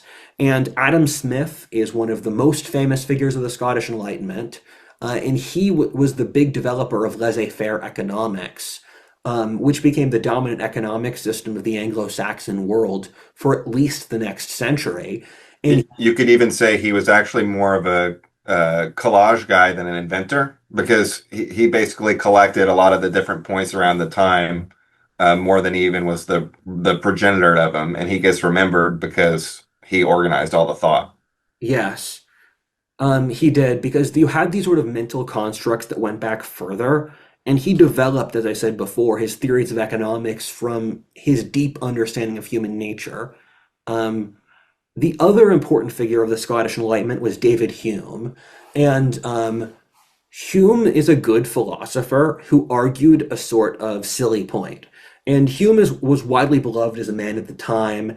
And his sort of argument is that you can't draw sort of logical inferences without checking them. And this Mm. evolves into schizophrenia, where he'll say, like, you can see something, but you don't know if your own perceptual frame of the environment is what you're seeing, or if that's like, I don't know, like something you're Cognitive bias. he's stuck in the Descartes model or the postmodernist model where you use logical structures to avoid dealing with reality. And so he Mm. sort of splits up the world, or you can't logically prove something, you can't know it.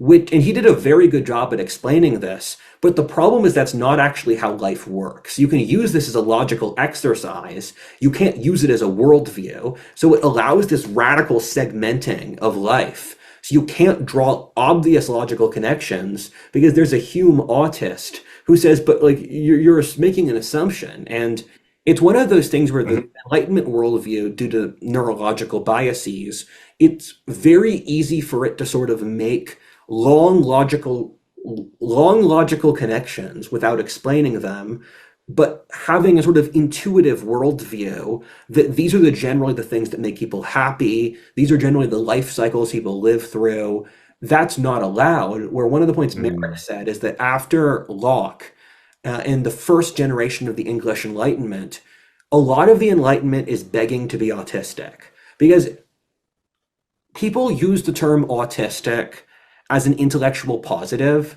um, and I don't think that's true in most cases. It's true in some, because in a lot of cases, doing sort of autistic, highly rationalistic analysis will get the incorrect answer, because getting the actual correct answer requires sort of making calculated bets and an understanding of human nature and just sort of common sense. Where if you're just cherry picking which rational variables you look at, you're not going to get the correct answer because you need a holistic analysis of the entire situation. And so the American Revolution had these generalized principles about human nature, which they pulled from the Greco-Roman classical heritage, rather than the modern Enlightenment. Because once you get into this highly rationalistic worldview, you lose all of these contextual clues, which will actually give you the correct answer. And something I'll say now, so I don't forget to say it, is the Enlightenment was out of step with most of Europe's culture at the time, where most of Western Europe was still very religious. It was stuck in the old society. The Enlightenment occurred at the same time as these religious revivals, which you can see with Methodism, starting in Wales, or the Second Great Awakening. It spread across America and Britain. You can see it with the Pietist revivals, or figures like Mozart, who created, and Beethoven, who made Christian art in Germany. So when we're looking at the Renaissance, we're really seeing small, educated, secular elites who lived in their own algorithmic bubble, where when Kant pushed back against the atheism of the Enlightenment in late 18th century Germany, he was pushing up against an intellectual establishment which was totally set on agnosticism or atheism, while the societies they lived in were overwhelmingly still Christian. And so there's this disjoint. And so by the end of the 18th century, you see the Enlightenment's philosophy itself returning back to be more religious, while at the same time, the populations finally started to get this seepage from the Mm. Enlightenment atheism, which led to the French Revolution and its trans-European consequences. Right. It was like, oh no, we were just starting to get the integration, and now you followed us the wrong way.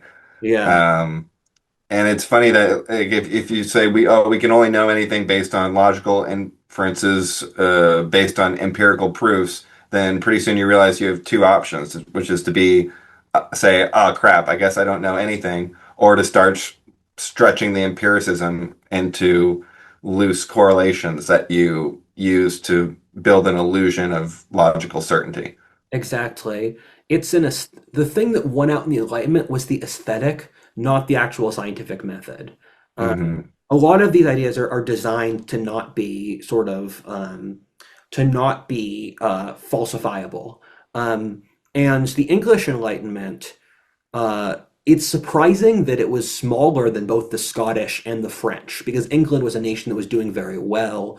The British Empire was growing, and early 18th century Europe was a very wealthy period. It was called the Augustan Age because England was very prosperous.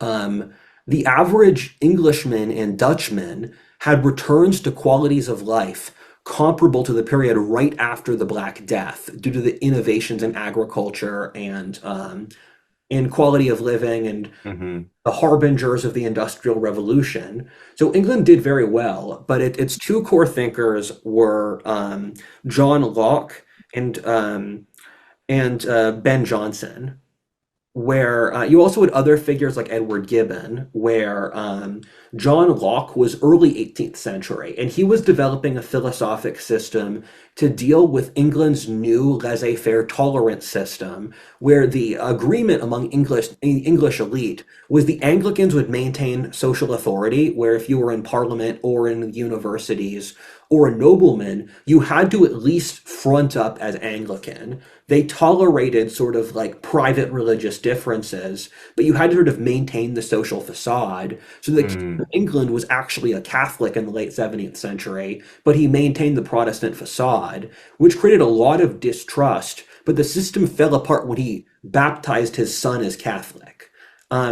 And so Locke developed ideas of tolerance and sort of he was less laissez-faire economically than we think, although he did Mm. believe in an open system. For example, he believed in the Marxist theory of labor value, Hmm. a century before Marx, but he believed in the same theory. And Locke created a lot of the concepts for the American Revolution, which was a descendant of Locke's worldview, between tolerance for different religions, because England had lots of comparable sects of Protestantism, social openness, freedom of speech, where Locke sort of argued for freedom as a simplified version of his worldview, although he had more complex ideas on a variety of topics, which stemmed ultimately from his Locke started with an assumption of not knowing. He said we can't actually know the spiritual nature of reality or metaphysics, so it's best to allow toleration for the best ideas to win out. Right. And How does that relate to his conception of rational self-interest? Um, His idea is that because governments and elites operate at deficiencies, if you allow people to operate out of rational self-interests in the free marketplace of ideas or economically, you'll get the best result, which doesn't require top-down authority. Okay, I thought maybe it related to conceptions about, because I feel like he gets criticized a lot for being a rationalist figure, but I also know he was He was more religious. of a religious figure. Yeah, it's funny that the modernist paradigm will pick all of these early modern figures who we say are sort of like developers of the modernist agnostic worldview. And if you actually look at them, that was never the case. Isaac Newton was obsessed with the Hermetica, Right. same thing as Galileo and Bruno. The Locke was religious. A lot of the Enlightenment thinkers believed in magic. And so we've built these sort of like facades of a lot of these thinkers without actually understanding who they were in their context, because we need to cherry pick on the road of progress, a line that leads to us. Right. And I guess just to break down that concept of Oh, rational, sorry to interrupt. yeah, go ahead. Locke said that the one thing states could not tolerate were atheists. Um, Oh, that's funny. Very different from the perception that we're yeah, talking about here. and he said that you could not have atheists in a society because you must have belief in God in order to have a stable society. And Voltaire even said that the majority population has to be Christian because otherwise the poor will rise up and take the rich's property. He said It's literally the opposite of the rationalistic fallacy. exactly where Voltaire said, I don't actually believe in God, but I don't want my servant to murder me, so you should. He said, Right. yeah. Right. Yeah, from a purely like practical, which is that liberal archetype that we spoke about that kind of barely exists today, where they maintain that frame that religion is important without being able to fully dive into it. That maybe that fits the French guys more than Locke. And they're like a dwindling breed because at some point it's like you have to make a decision. And then the way that the rationality works, according I don't know, the way that Locke's conception gets translated into modern economics is an argument that leaves laissez-faire people very open for criticism because there's a certain assertion that people are rational. So if you let them operate according to their self-interest, and everything will work out great. And then people make obviously idiosyncratic, irrational decisions, and that gets pointed to as a market failure. When in reality, it's the nature is the universe is probabilistic. So the only rational thing is dispersed idiocentric behavior because you can't have a perfect answer. So people don't even operate rationally in a free market. And that's actually good because you need a distribution. Which leads to the American Revolution, which we'll talk about as a manifestation of the British Enlightenment. But for the finish off the English Enlightenment, you have Edward Gibbon, who helped found the field of history, which was ultimately sort of calcified in 19th century Germany. But Edward Gibbon made his 7-volume History of the Decline and Fall of the Roman Empire, where that it was a bestseller and it was written at the same year the American Revolution started. And his argument was that Christianity killed the Roman Empire, which I largely don't agree with. I think Rome was Mhm. dying for centuries beforehand. But it was really popular because it was the first history that offered an anti-Christian narrative of the world. Right. And he went around the Mediterranean. He developed all this stuff himself. He read the primary sources in Latin and Roman, and it's really a remarkable history for being written in the 18th century because he did a titanic amount of work for it. That Right. just Without the internet. and it's beautifully written. I mean, it's better written than almost anything today. But I struggle to read it myself because I don't have the attention span. It's I can read Will Durant. That's sort of the edge of what I can mentally do. But if this was a bestseller in the 18th century and I can't really read it, that shows how much the intellectual level is degraded in the centuries since. I read 400 pages in and then gave up. Um, and it speaks to the formation of this secular worldview where they pulled back to the Greeks and the Romans and wanted to sort of get more of that classical heritage rather than dependency on the Christian heritage, where in a lot of ways it's comparable to the Renaissance, but they failed to understand that rationality was just one aspect of classical civilization that was dependent on their own religious tradition we've forgotten about. Wow. So the same mistake that we made, modernists made with Yeah, Locke and separating from religion, atheists made with the Romans and Greeks by separating them from their religion. great point. And the reason for that is that when we see rationality, we see it as a distinct sort of thing. Well, in reality, it's an organic evolution of a cultural worldview, which is strong enough to sustain rationality, if that makes sense. Yes. Um, Right. Or base it in something other than like animal yeah. instincts. Another thing is that rational societies are almost always aristocratic because the ideal of rationality is that you have lots of free time and space to cultivate these thoughts. Um, and um, so in Greco-Roman classical civilization, it was highly aristocratic. The Enlightenment was aristocratic until that lost out to Romanticism, which was more Hmm. populist. Uh, Oh, well, this relates to the rejection of rationality because there is a correct point that, okay, not everything operates completely rational. It's not just like you have the conversation and the best ideas emerge to the top. There's these other factors like elite interests and um, other conditions that get in the way of kind of a yeah, pure rational outcome. So then people kind of overcorrect from that and abandon dialogue. But yeah. just because you can't have perfect rationality without being bound within a religious tradition, it doesn't mean that dialogue is useless. Just because Yeah. it doesn't do everything doesn't mean it's not useless. There's a reason we have an information war. We've degenerated so much since the Enlightenment. Like if you read the Federalist Papers or primary sources from then, they were so much smarter than us. In the French Revolution, there was a huge popular trend of people wearing the Phrygian cap. Mm, They would dress in togas. They right, right. and it was said that for the French parliamentary people in their revolution, they knew more about the history of Greece and Rome than France itself.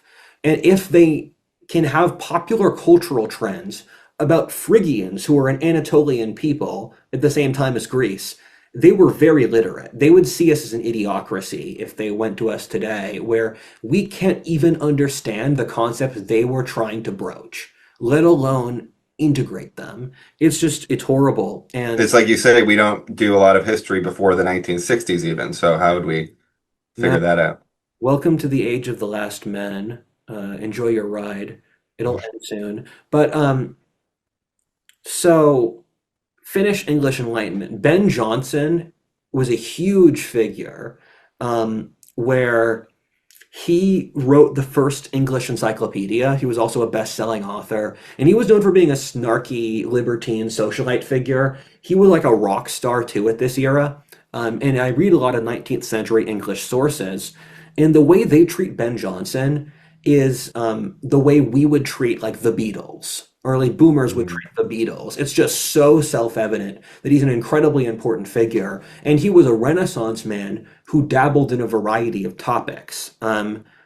The American Enlightenment pulled on the English Enlightenment, but it's also interesting that the American Revolution and the French revolutions are sort of holistic snapshots of what elites at that time were thinking because you can see it manifest in their policies. So the figures of the American Revolution were pulling as much from the classical heritage as they were from current Enlightenment thinkers. The only Enlightenment thinkers they were super influenced by were Montesquieu and Locke. And built their political analysis off Aristotle and Polybius.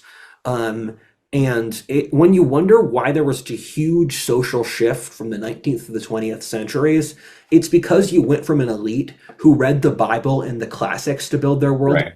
to one that didn't. And that was a huge gulf. And it was related to the rise of mass democracy.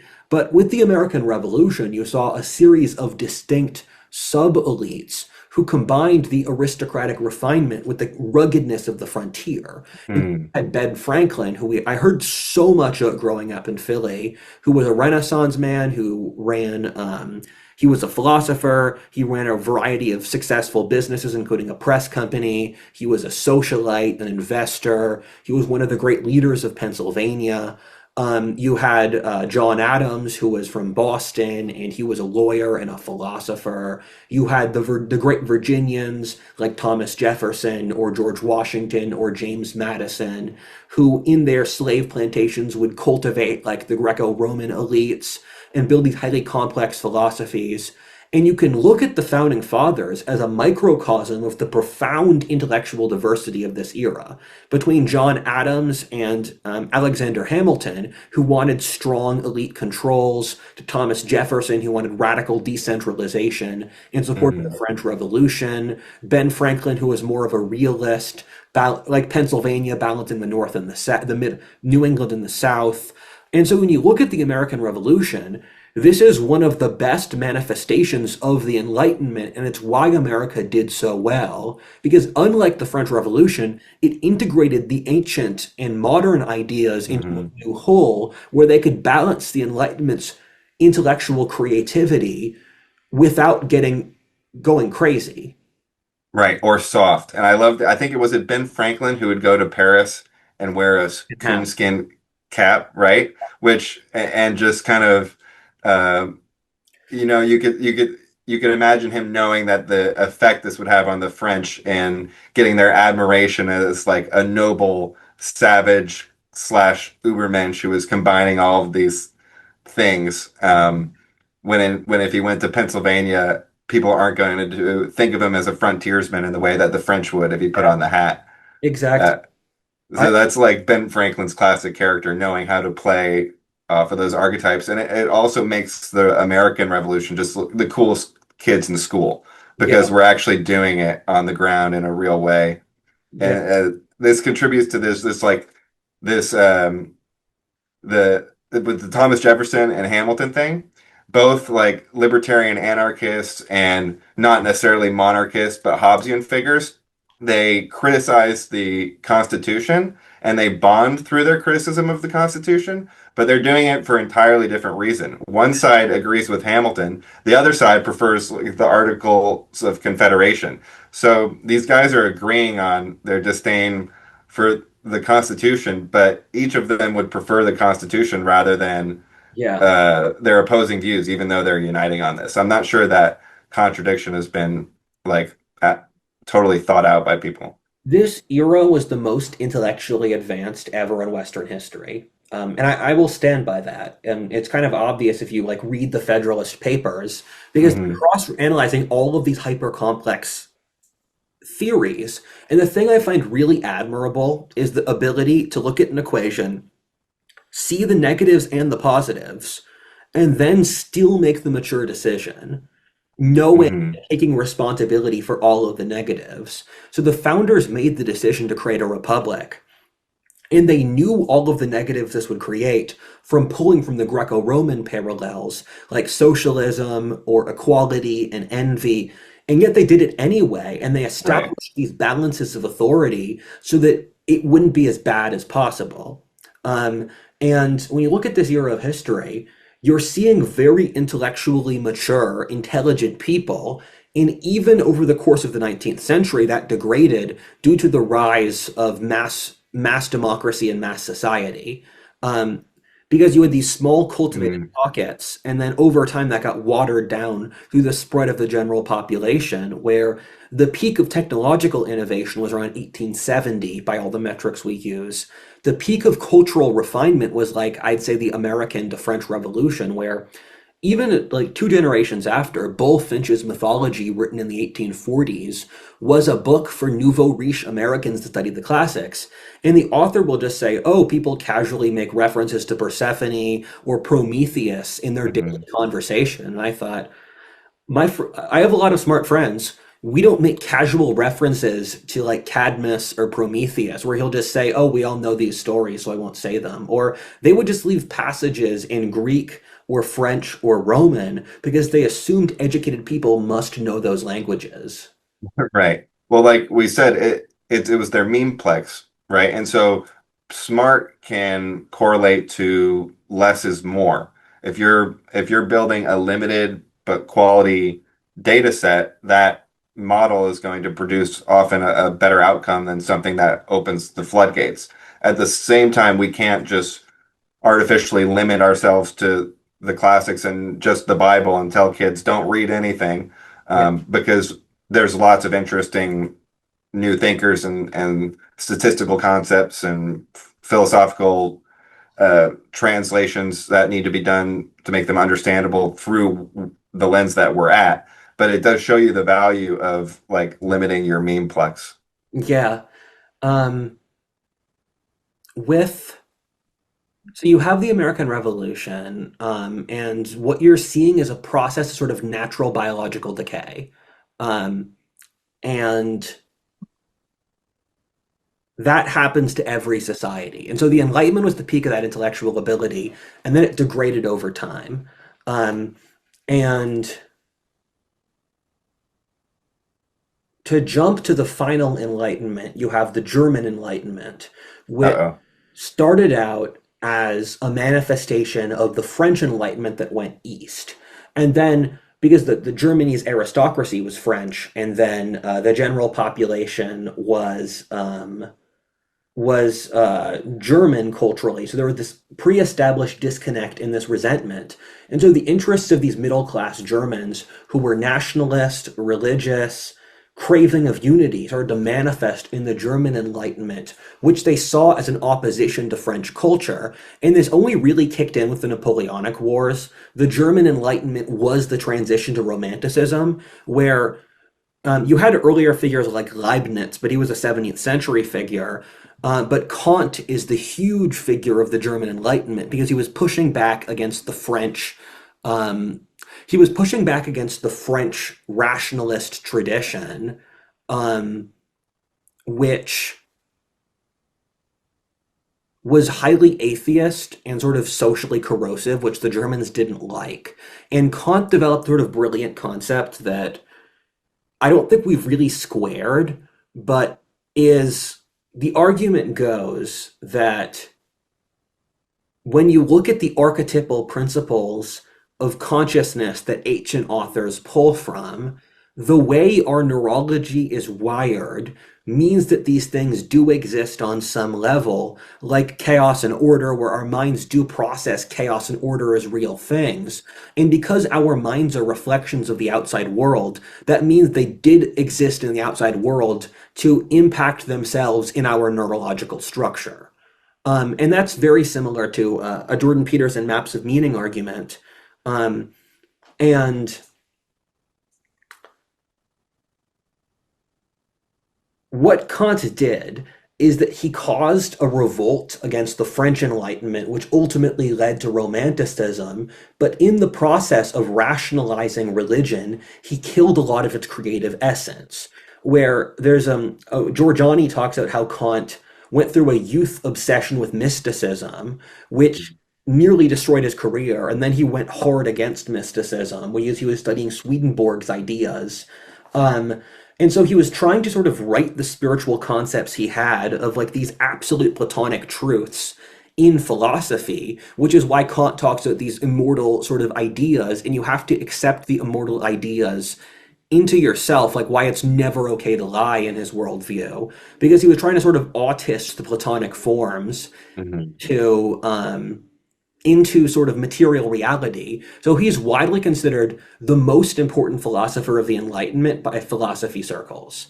In Kant's, Hmm. like, he was a widely popular figure. When the Russians occupied Prussia in the Seven Years' War, the Russians still treated him with grace. And he was known for like hitting on the various Russian noblewomen at the parties that were coming to, because Russia's elite was highly Germanized at this point, so they were fairly sort of humane to the conquered Germans. And Kant had a lot of weird habits, like he'd take the same two walks every single day. At the same time, his neighbors would watch when he took his walks to sort of set their clocks because he was super exact. People say that to mean he was like hyper rigid, but it was actually for long-standing health reasons he developed over the course of his life. where he thought that if he controlled his life perfectly, he could deal Hmm. with his long-standing health declines. That probably contributed to his Yeah, health issues big exactly. time.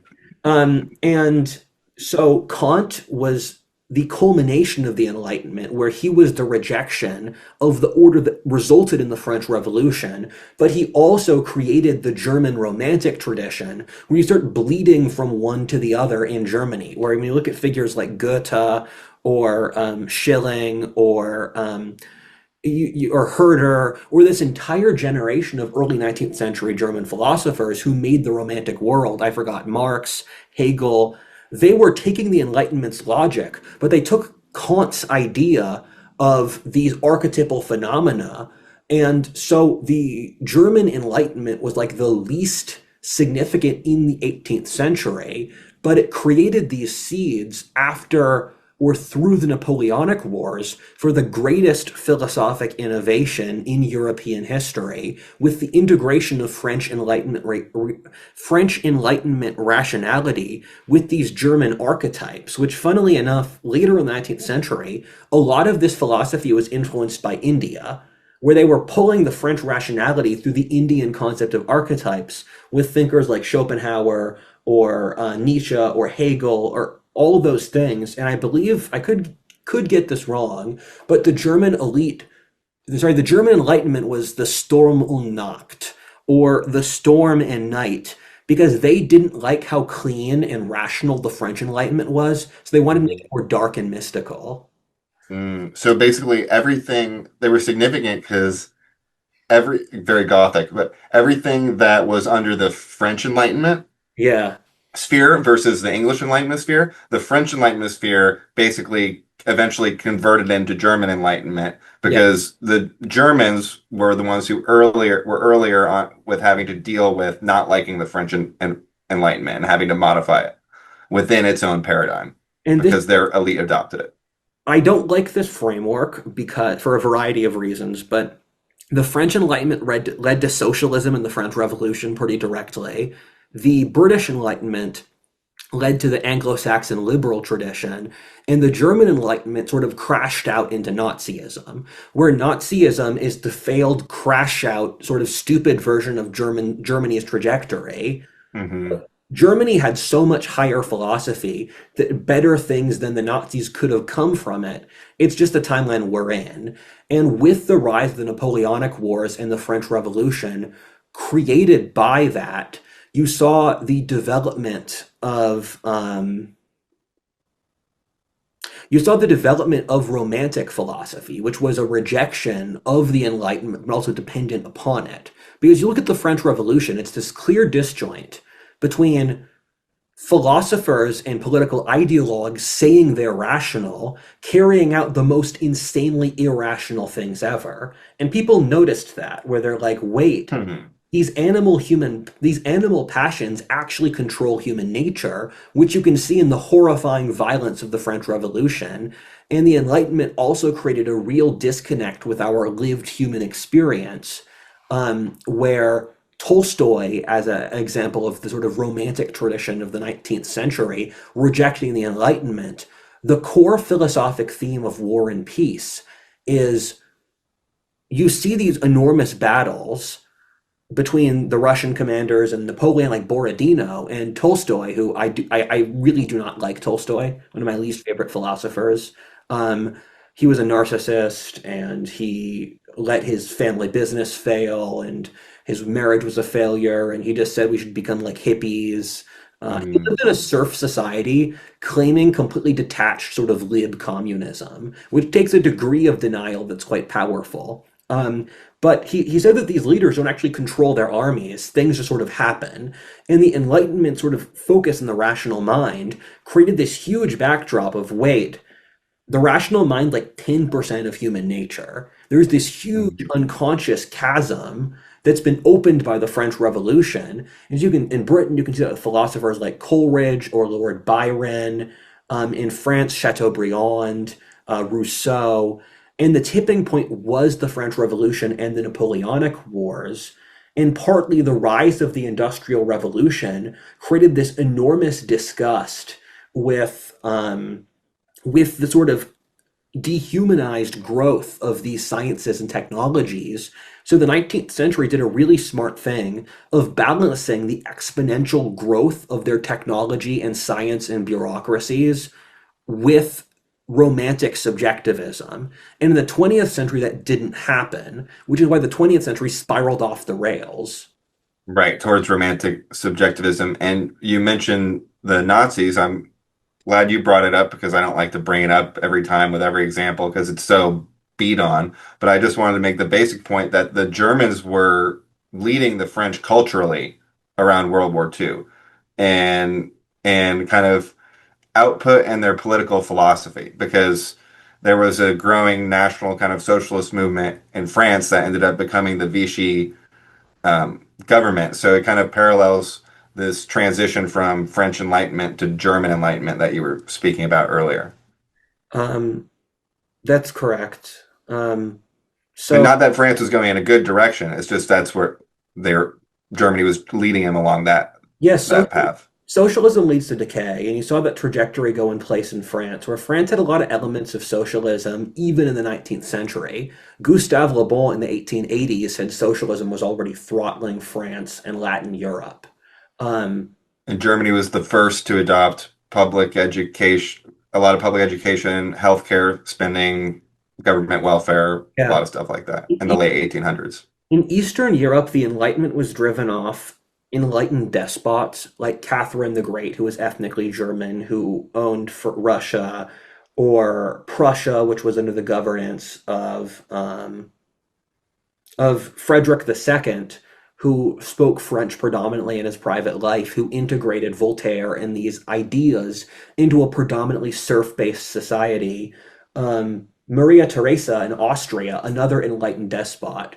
But I left that behind because next video is on 18th century l'Ancien Regime Europe. So this Awesome. video is on the philosophy and the inner life of that time period. Hmm. Next video is on the political and economic and social realities of 18th century Europe. That's awesome. And that perfectly correlates with one of my final thoughts, which is that one kind of flawed way out of the fact that, oh, we figured out not everybody's rational or rationality doesn't work is we look at, oh, well, 10% of the population is actually capable of abstract thought or being rational, etc. But like you said, the rationality is a very small subset of the human condition. Yeah. So even it even turns out that being slightly more rational than the average population doesn't separate you from the rest of the human condition. So there is no elite rational escape to this problem. Yeah. You need God too, smart guy. I am definitely in the rational 10% of the population. People might say that it's arrogant. I just think it's like a sort of like if you had an AI assess my personality, they'd put me into it. Yeah, But it'd be stupid not to say it. I Yeah, am still profoundly motivated by my animal desires. I right. I experience all of I experience all of the normal human motivations and negative flaws of the human condition as everyone else.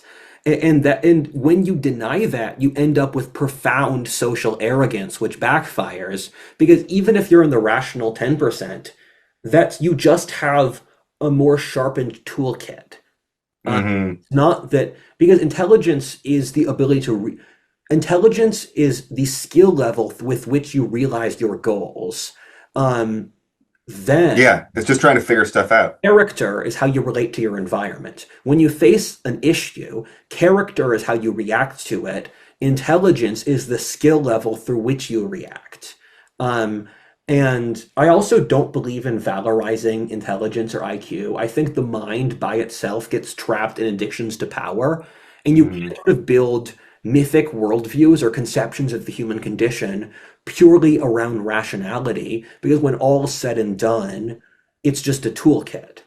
And the bell curve is the ultimate representation of that. Like the only way in which I will emphasize the importance of intelligence is to make fun of mids.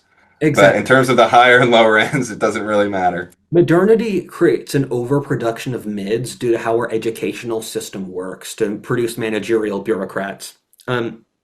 Most societies in history did not have the middle of the bell curve. You were either like a religious schizo who had obsessive esoteric knowledge, or a cultured aristocrat, or you were a peasant. You didn't have the huge middle of the bell curve that modernity artificially produces. Hmm. No, we'll have to figure out what to do with the bell curve. Maybe I'm we'll figure it out next episode. I'm considering making a video about the sort of midwits on the main channel. I haven't gotten to because it feels sort of silly, but I'm sure it's not actually silly.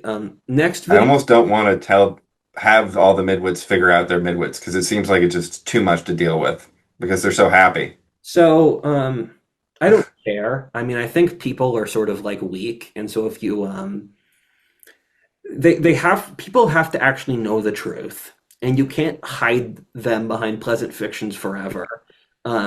Because if you create the pleasant fictions, it's gonna screw them over. So next video is L'Ancien Regime, 18th century Europe. The video after that's going to be the Romantic era, continental Europe. So this is good. Okay, That was a fun one. bye bye. Catch you later. Peace.